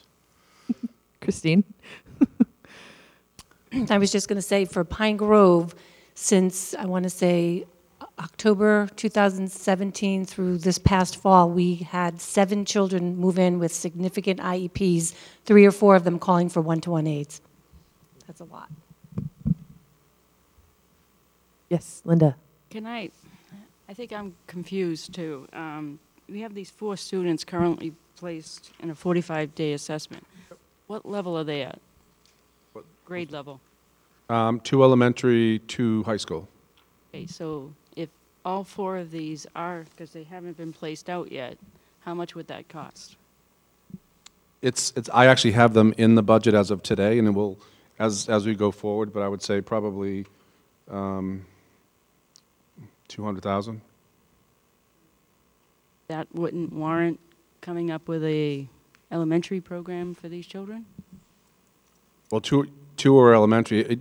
It could, but again, what our issue is that it's really hard to convince a parent that we're going to build something as opposed to doing it and then having it available. So what I had presented last year, that was or a couple years ago when we had 4 students, if I'm going to try to work with a parent to say, listen, we have an alternative, they need to see it. So part of it is taking the leap, as a district and the school community to say, we're going to start this program. We know the first year or two it might have 2 or 3 kids, or it might, and then I have something to work with, as opposed to, I think as we're all parents, it's very hard to convince someone to say, we're going to do this, so just trust us. So but no, in theory, and over the past, I think, we had 2 years ago, we had 4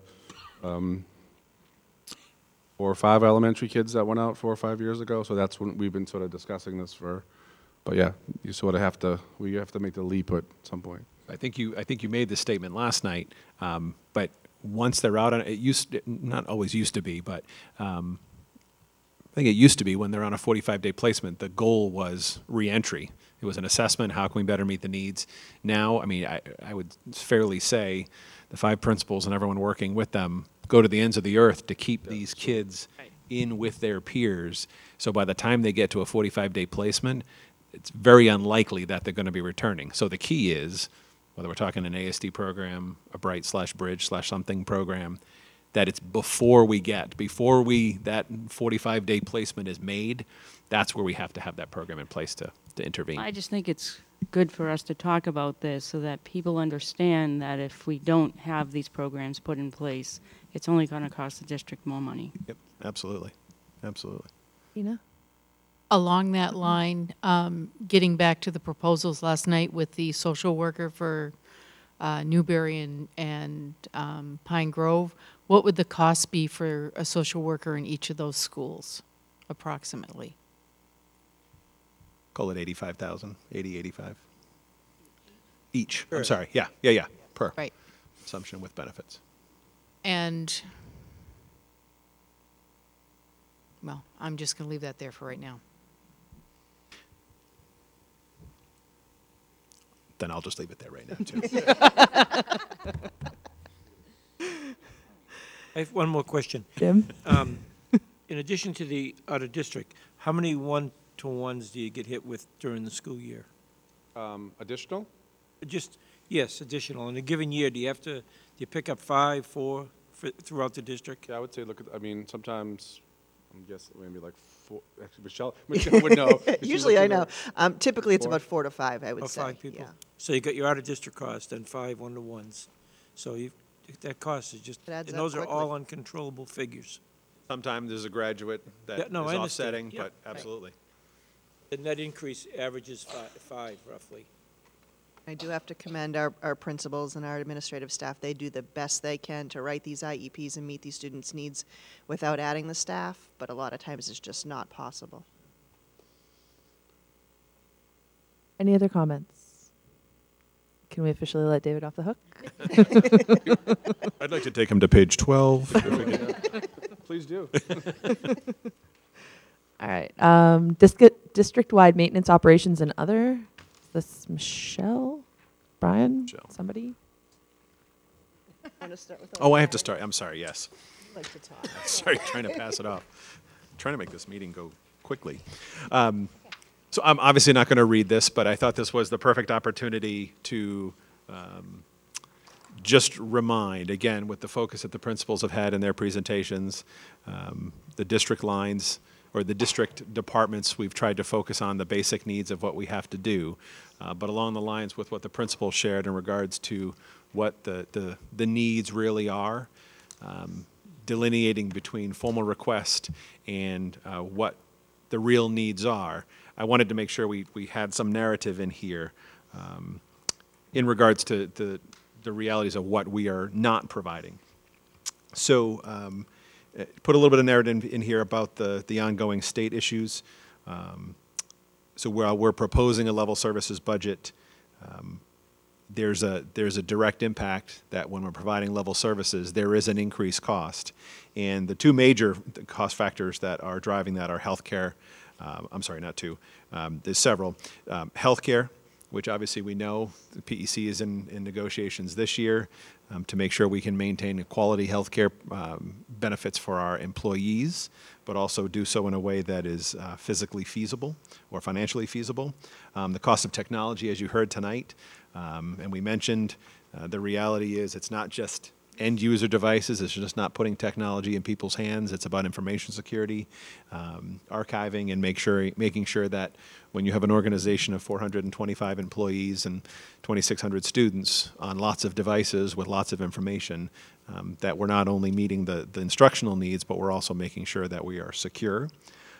Obviously, we just finished talking about the cost of specialized instruction from the special education standpoint, but also of note, the fact that the cost of specialized instruction has led to, in that final bullet, has led to additional services that are needed. And again, we'll point out this question that we keep getting, and we've been answering for years, but we need to find new ways of answering the question of, and I will say this, when I talk to other superintendents in other districts, they get the same question. This is not a unique question from Fort Triton. This is not an unfair question that those in our town officials and folks who aren't in education on a daily basis are asking. It's a very reasonable question. But the question is, why does it cost more money each year to educate fewer students? So the reality is, between specialized instruction, whether we're talking special education services, reading interventions, math interventions, or the cost of providing mental health services. So we keep talking about the fact that we need social workers and programs designated to meeting students' needs, the mental health capacity, their social and emotional development, before we can even get, as Jim was talking last night, before we can even get to the discussion of academics, we have to address the mental health and social and emotional concerns. So where we've reduced 60 classroom teachers over the past 17 years, we've added almost as many, almost one for one, special educators, instructional assistants, social workers, reading specialists, interventionists of various kinds. So the reality is we're not providing, the staffing ratios have not stayed the same. It's actually increased in that we're providing more direct instruction in a smaller group setting. But the argument that, 30 with class sizes of 30 with an individual teacher may have worked 40 years ago. It may have worked 30 years ago or 20 years ago, but the reality is times have changed drastically in the last 20 years, so it just simply costs us more to educate kids effectively. So, because we'll say this, because the state's not stepping up and doing their job, and we're going to spend and have spent and will continue to spend lots of time trying to convince the state that they have work to do, and there is promise, there's hope, there's momentum. We'll see. So Friday we're going to hear from the governor, and we're all expecting millions and billions of dollars to come flowing. But because the state hasn't come forward with dollars, that means that it's either borne on the backs of the towns or reduced services. So that's been a double whammy for us with the increase in costs. Town assessments have gone up drastically. We've mentioned this year over year. The towns have struggled. The towns have voiced significant concern, but when their assessments are changing 4, 5, 6% year over year, there's understanding and reasoning for those concerns. But the other way that we've had to balance that is the reduction of services. So I think it was Kim and I were having this discussion earlier this afternoon about we have to be careful to make sure that we're not painting this picture of an awful situation here at Triton, and there's a balance. We need to do more, and we can do more, but as I started this discussion on last evening, is that we've found a way forward. I believe we're finding success. There are good things happening. There are amazing things happening. I think unfairly on the backs of people who should be being paid for 3 jobs when they're doing one. I'm sorry, paid for 3 jobs when they're only being paid for 1.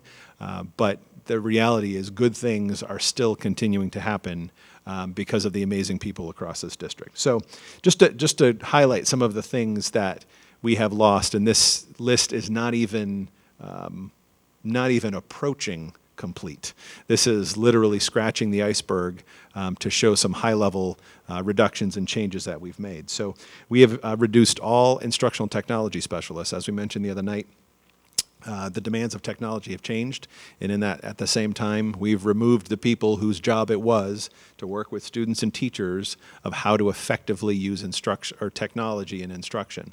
So we once had 5, including one at the high school, and over the years, in most recent years, the middle school and then the elementary school instructional technology specialists have been removed. So if we were to reinstate those, that would be roughly $375,000. Reading and math specialists, we've had those ebbing and flowing over the years. We currently have some part-time and some full-time, but we are not able to say we have a full-time reading and a full-time math specialist at each building, which we believe we do need at a minimum. Is that fair to say? And I think it's important that we have both delineation between intervention, those providing intervention for students on what would be a tier 2 or tier 3, and those that are being coached or are being coaches, because the reality is it takes more and more learning to be able to teach students effectively. So these folks who are trained, incredibly trained, we have some unbelievable resources in our specialists, and their greatest impact is when they're able to work with teachers on improving tier 1 instruction. So to get everyone back to full-time, it'd be roughly 200,000. Instructional assistants, again, that does, as Jim mentioned, that does ebb and flow each year. But last year we did decrease 14 IAs. There has been some additional some additions back this year based on requirements for IEPs. So if we were to reinstate where we were last year, it would be roughly $250,000. District office positions. Over the past decade, we've cut health coordinator, early childhood coordinator, special programs coordinator, which handled all grants before and after schools, and a half-time payroll clerk. So none of those responsibilities have gone away. Kim is now wearing 17 hats, and there are other folks who have picked up along the way. We've added part-time here and there. But the reality is, if you look back, and I didn't even go back 20 years when there were multiple administrators and elementary administrators and secondary administrators, but there are couldn't even put a price tag on that, because if you go back 15, 20 years, it's significant change. The elementary middle school instrumental programming, at one point it was twice a week, no fee, and our numbers were high. Obviously, there is always the balance between numbers because our student population is going down, and numbers because students aren't participating, because competing for time, competing for class day time, and also charging a fee. So where it was 3 and up, now it's 4 and up. Where it was free, it's now a $100 fee. So we have absolutely seen a reduction in participation over the years there. Foreign language instruction. Al McCrae, the principal at the middle school, did mention that last night. At one point, we had elementary programs. When I was the principal at Newbury Elementary School, we had 5th and 6th grade programming. Students then we had 4 teachers at the middle school, so students were taking a language in 7th grade and a language in 8th grade. So when they got to the high school, they had the opportunity to explore and commit to a language, and were able to take a full and complete 4-year program at the high school. Obviously, that has way long gone at the elementary school, and at the middle school we're down to just 2 teachers, so we're providing a bit of a little whispering or a little sprinkling in 7th grade for opportunity and experience, but it's really an 8th grade program, so not nearly where we need to be.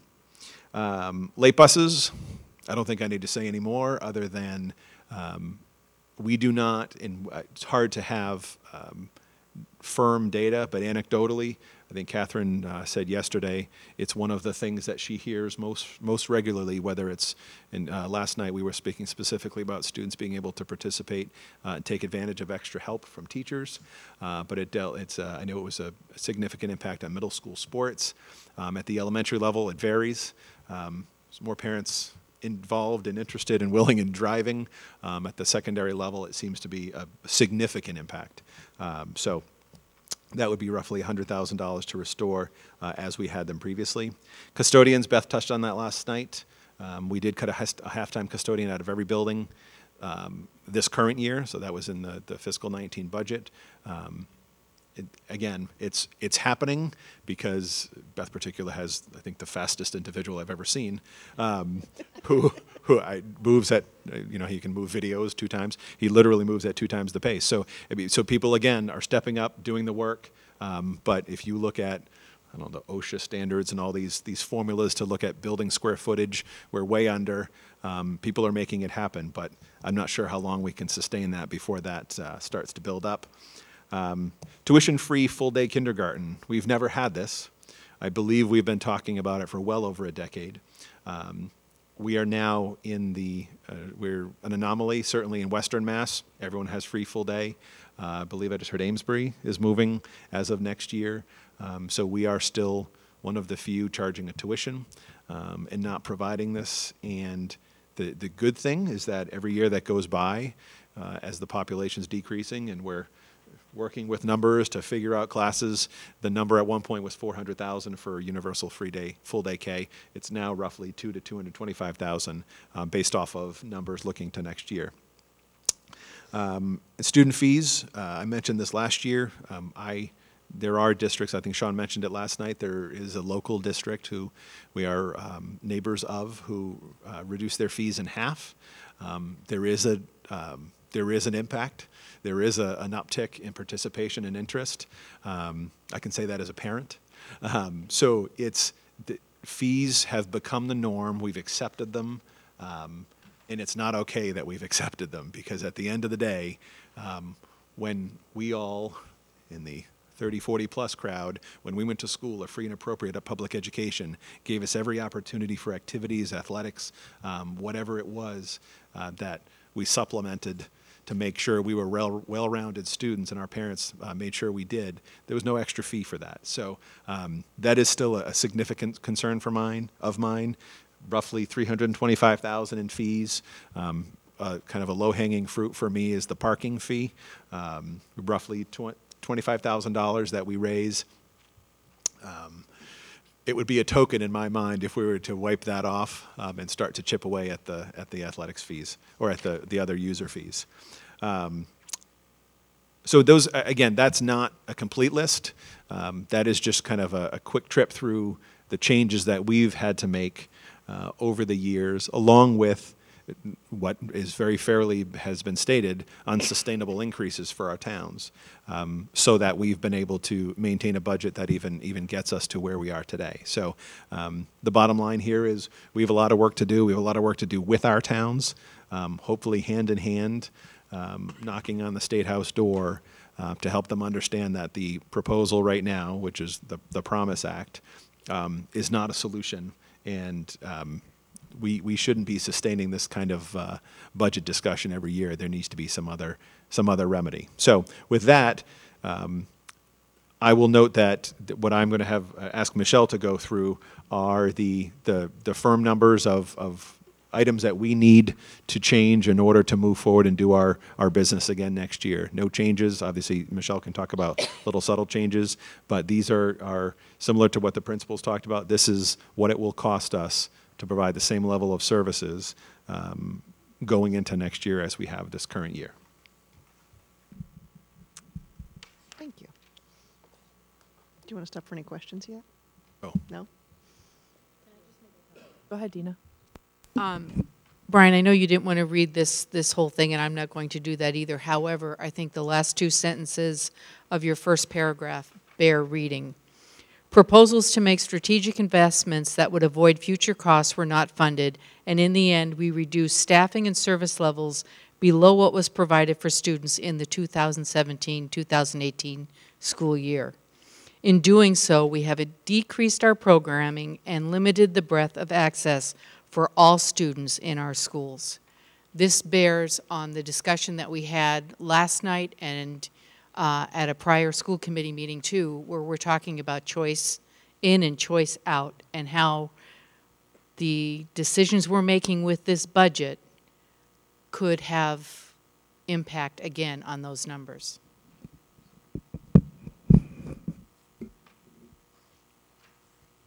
Okay, I'm going to start on page 7 and just walk you through some of the changes that we have in this budget. As Brian stated, the total increase to the general operations is just over $112,000, which is actually quite low, but it does not include any increase for health insurance premiums, as we are in negotiations with the PEC currently. So school committee expenses, increased that just to account for what's actually been costing us to actually run these meetings in terms of taping them and recording them. So that's the $1,700 cost. The $5,500 decrease under superintendent professional expenses is because Brian will have completed the new superintendent induction program. So that has coming to an end. It has been wonderful. I just want to take this opportunity to thank. Just kidding. And he will have more time in the office. Under advertising, the increase of $4,004 is primarily due to the printing of the annual report. Postage has decreased by $250. In payroll and HR contract services, in previous years we had contracted our actual payroll services out. We brought that in as of July 1. That service was costing us roughly $60,000, so we had a savings.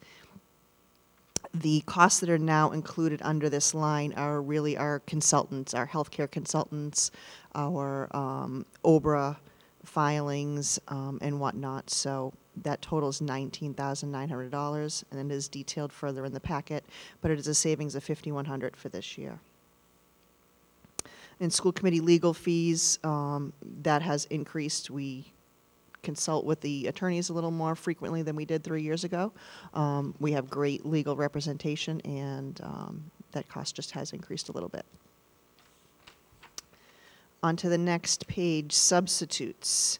Every single year we have continued to underfund this line. Our substitutes tend to be running a little bit lower this year just because we cannot find substitutes, which is a strain on all of our schools. And so this year I'm hoping just to increase this line $11,400 to bring it to $250,000 in total, and this is for all substitutes across all schools, including long-term substitutes. So in last fiscal year, we actually spent $302,000. So I'd just like to bring it up a little bit closer, $250,000. I don't know if that's going to last until we get to the final budget, but it is a dream of mine. School physician just decreased it $1,000 to be more in line with our actual cost. Just peanuts, but every dollar counts. Transportation regular services, it is increasing $28,460. We are in the fifth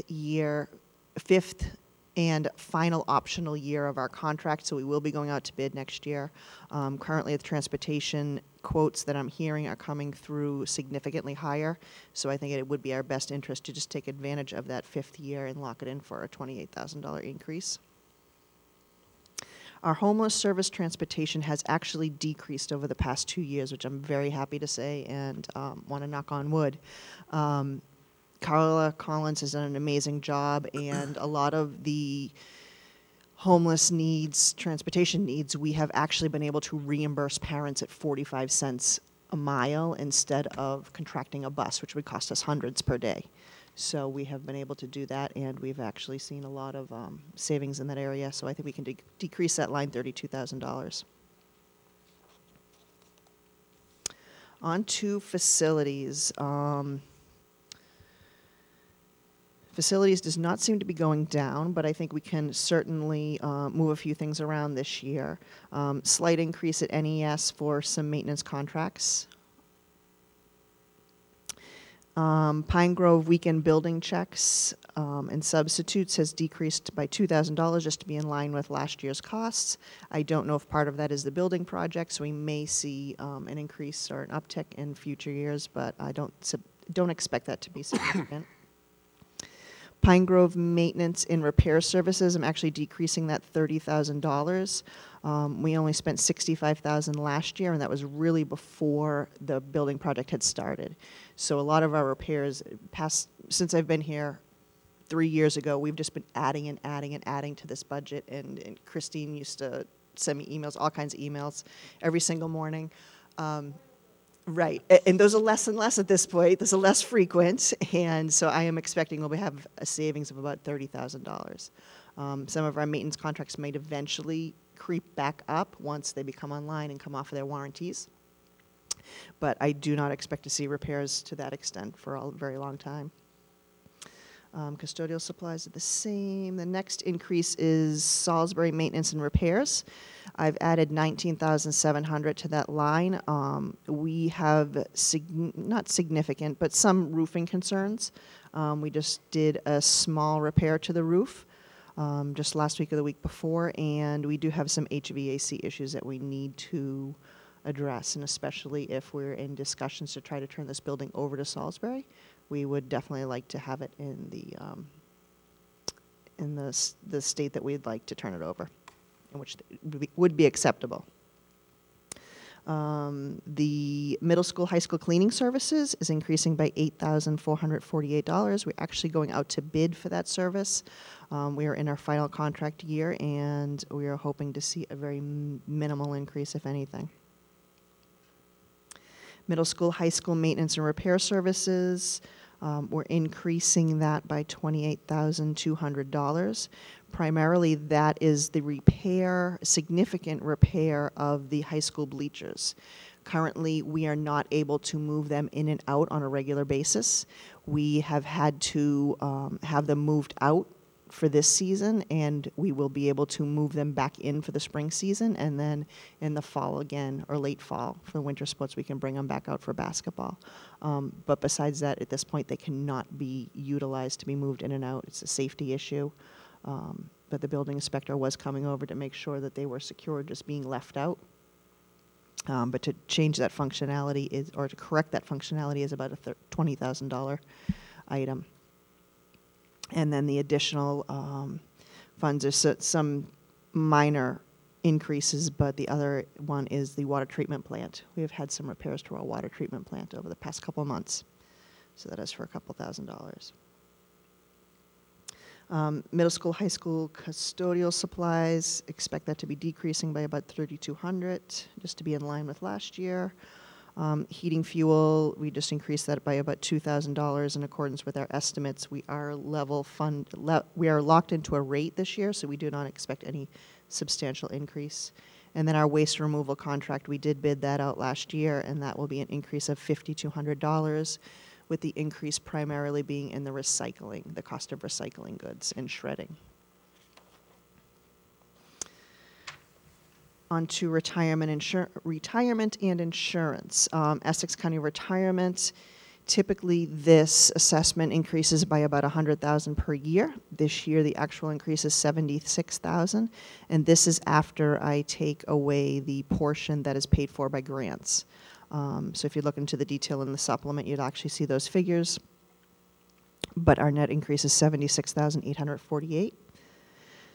Our retirement incentive for our retirement assessment for our early retirement incentive is decreased, or actually has gone away. It was costing us $30,664 a year. We have fully paid that assessment, and that will be off the books from now on. Dental insurance is increasing $13,955, or I'm anticipating a 5% increase. Last year we had a 4% increase. Initially they came to me and they proposed to raise our rate 7%. I asked them to relook at that, and they said, well, I guess you have good reserves, so in what our claim ratio.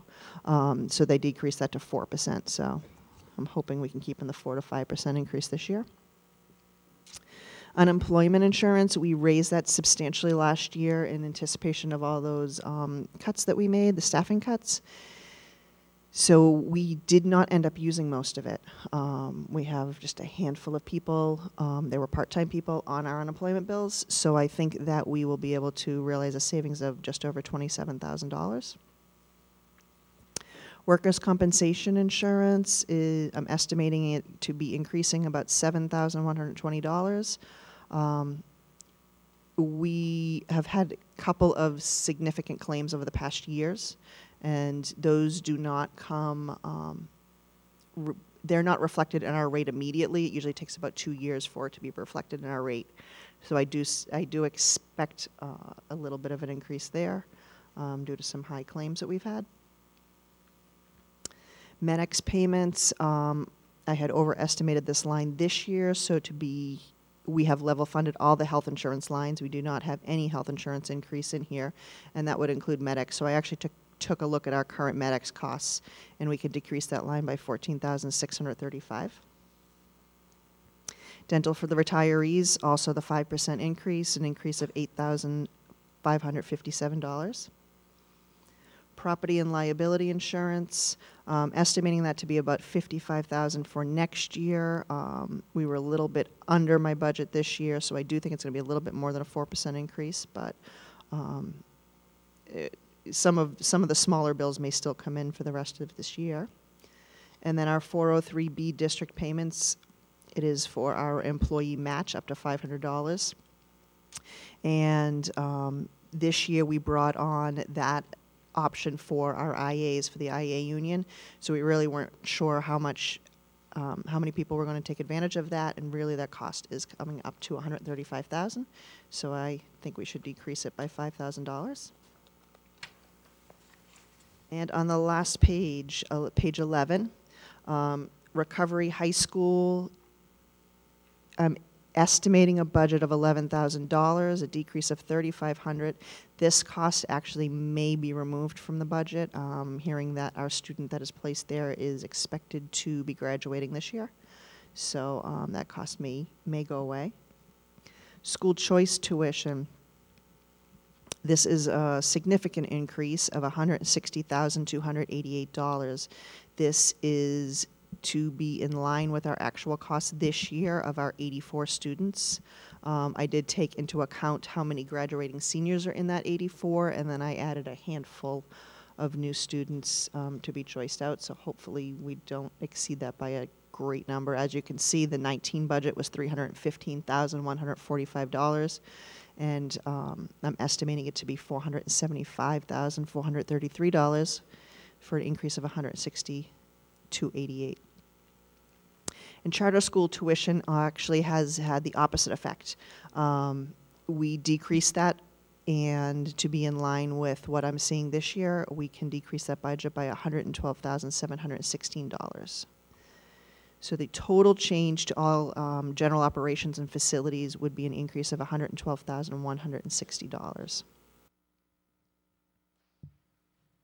And then the supplement, certainly not going to walk you through that, but it's pretty much every single item that is built into the figures that we just reviewed above.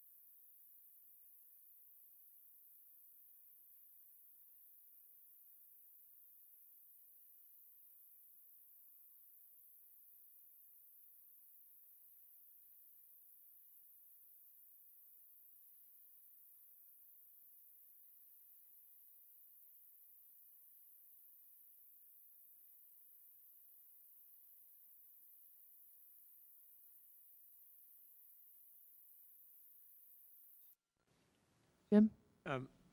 Irrespective of the offsets in the governor's announcement, the operating increase, what in past years, what is your average when you do this first run by? So up until last year, it averaged 1-2%. The last 2 years have been big. So the last 2 years have been around 2%? Or bigger at the 4.5. I think last year it was a little bigger. We landed at 4 point. The final budget was 4.54 or something like that. Yeah. So this is not out of line with what you've had? No, I mean, at this point last year, we were talking about $3 million. Yep. Okay. Any other comments? Okay, so just upcoming dates real quick. The 23rd will be the governor's budget. So we'll be keeping an eye on that. The 26th is the Saturday morning meeting. So that starts at 8 a.m. Are we doing it in the library or the conference room? We've done it both ways the last couple of years. 6th, right? 26th, Saturday the 26th? No, we always move it past the MLK weekend. So Saturday the 26th, in the last couple of years, we've done it in the conference room. Did it here last year, I think. Oh. I know it is cold here. Okay. I mean, we can do either. I mean, we can effectively get 14 people in there with relative comfort. We can squeeze 16. We tend to not have a huge audience from our towns and the public. So we certainly can schedule it there, and if we need to, we can always move it down here. It's certainly more comfortable and easier to set up there. Yeah. So there it is. Sounds good. December, gosh, I'm going back in time now. January 31st is the district communications meeting. It is at 6:30. It's going to be at Newbury Town offices, I think they're officially called. It's at 12 Kent Way in Byfield, and J.R. Colby will be chairing that meeting. And then we obviously have the rest of the budget schedule rolling out in front of us after that. Just a quick comment. There is a public hearing that will be coming up. I forget what the official date is. I think it's like March 8th or something like that. Our budget is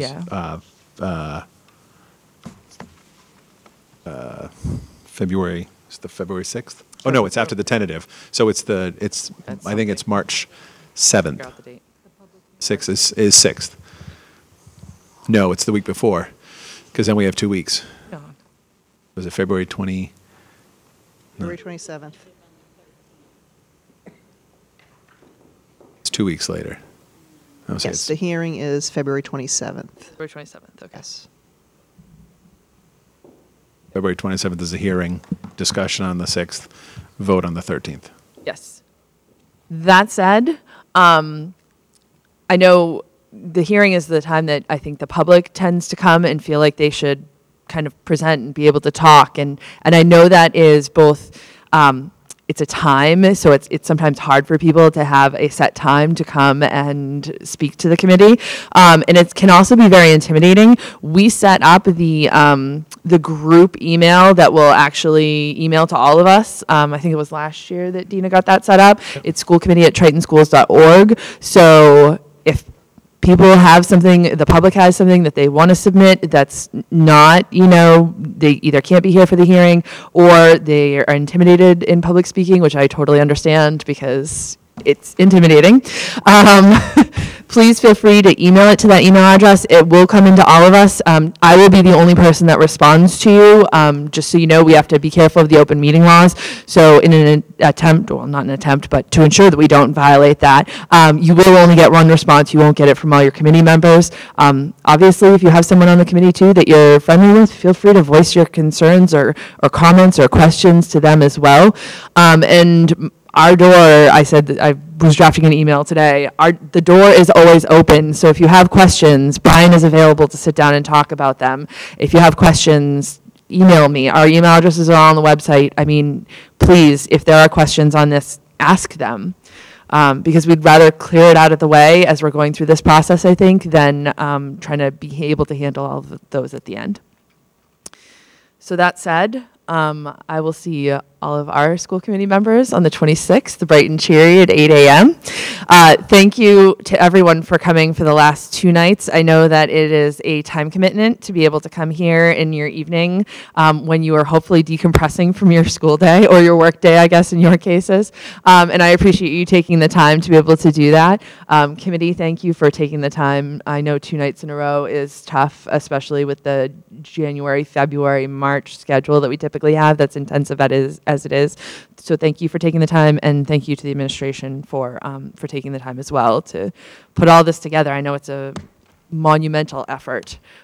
So if I can say thank you to Michelle, who this looks very smooth and orderly, but it's a lot of work to organize it all. And so I want to thank the principals as well for being here, and Kim and Dave as well. But for the principals for being here, they're not usually here the second night, and it's, even though Al and Jim didn't say anything, it was great to have your perspectives here. Yeah, maybe it's a good thing. But it was helpful to have them here, so I'm very appreciative of their time. And as you said, Narissa, taking another night out. And if we can just say, so Catherine and I got a text from Sean McGinnis, who he couldn't handle not being here tonight, just to note that the girls' swim team won for the first time since our existence the Cape Ann League Championship this evening. So that is a first. So, and on a happy note. Yes. So can I have a motion to adjourn, please? So moved. All in favor? All right, we are adjourned. Thank you all.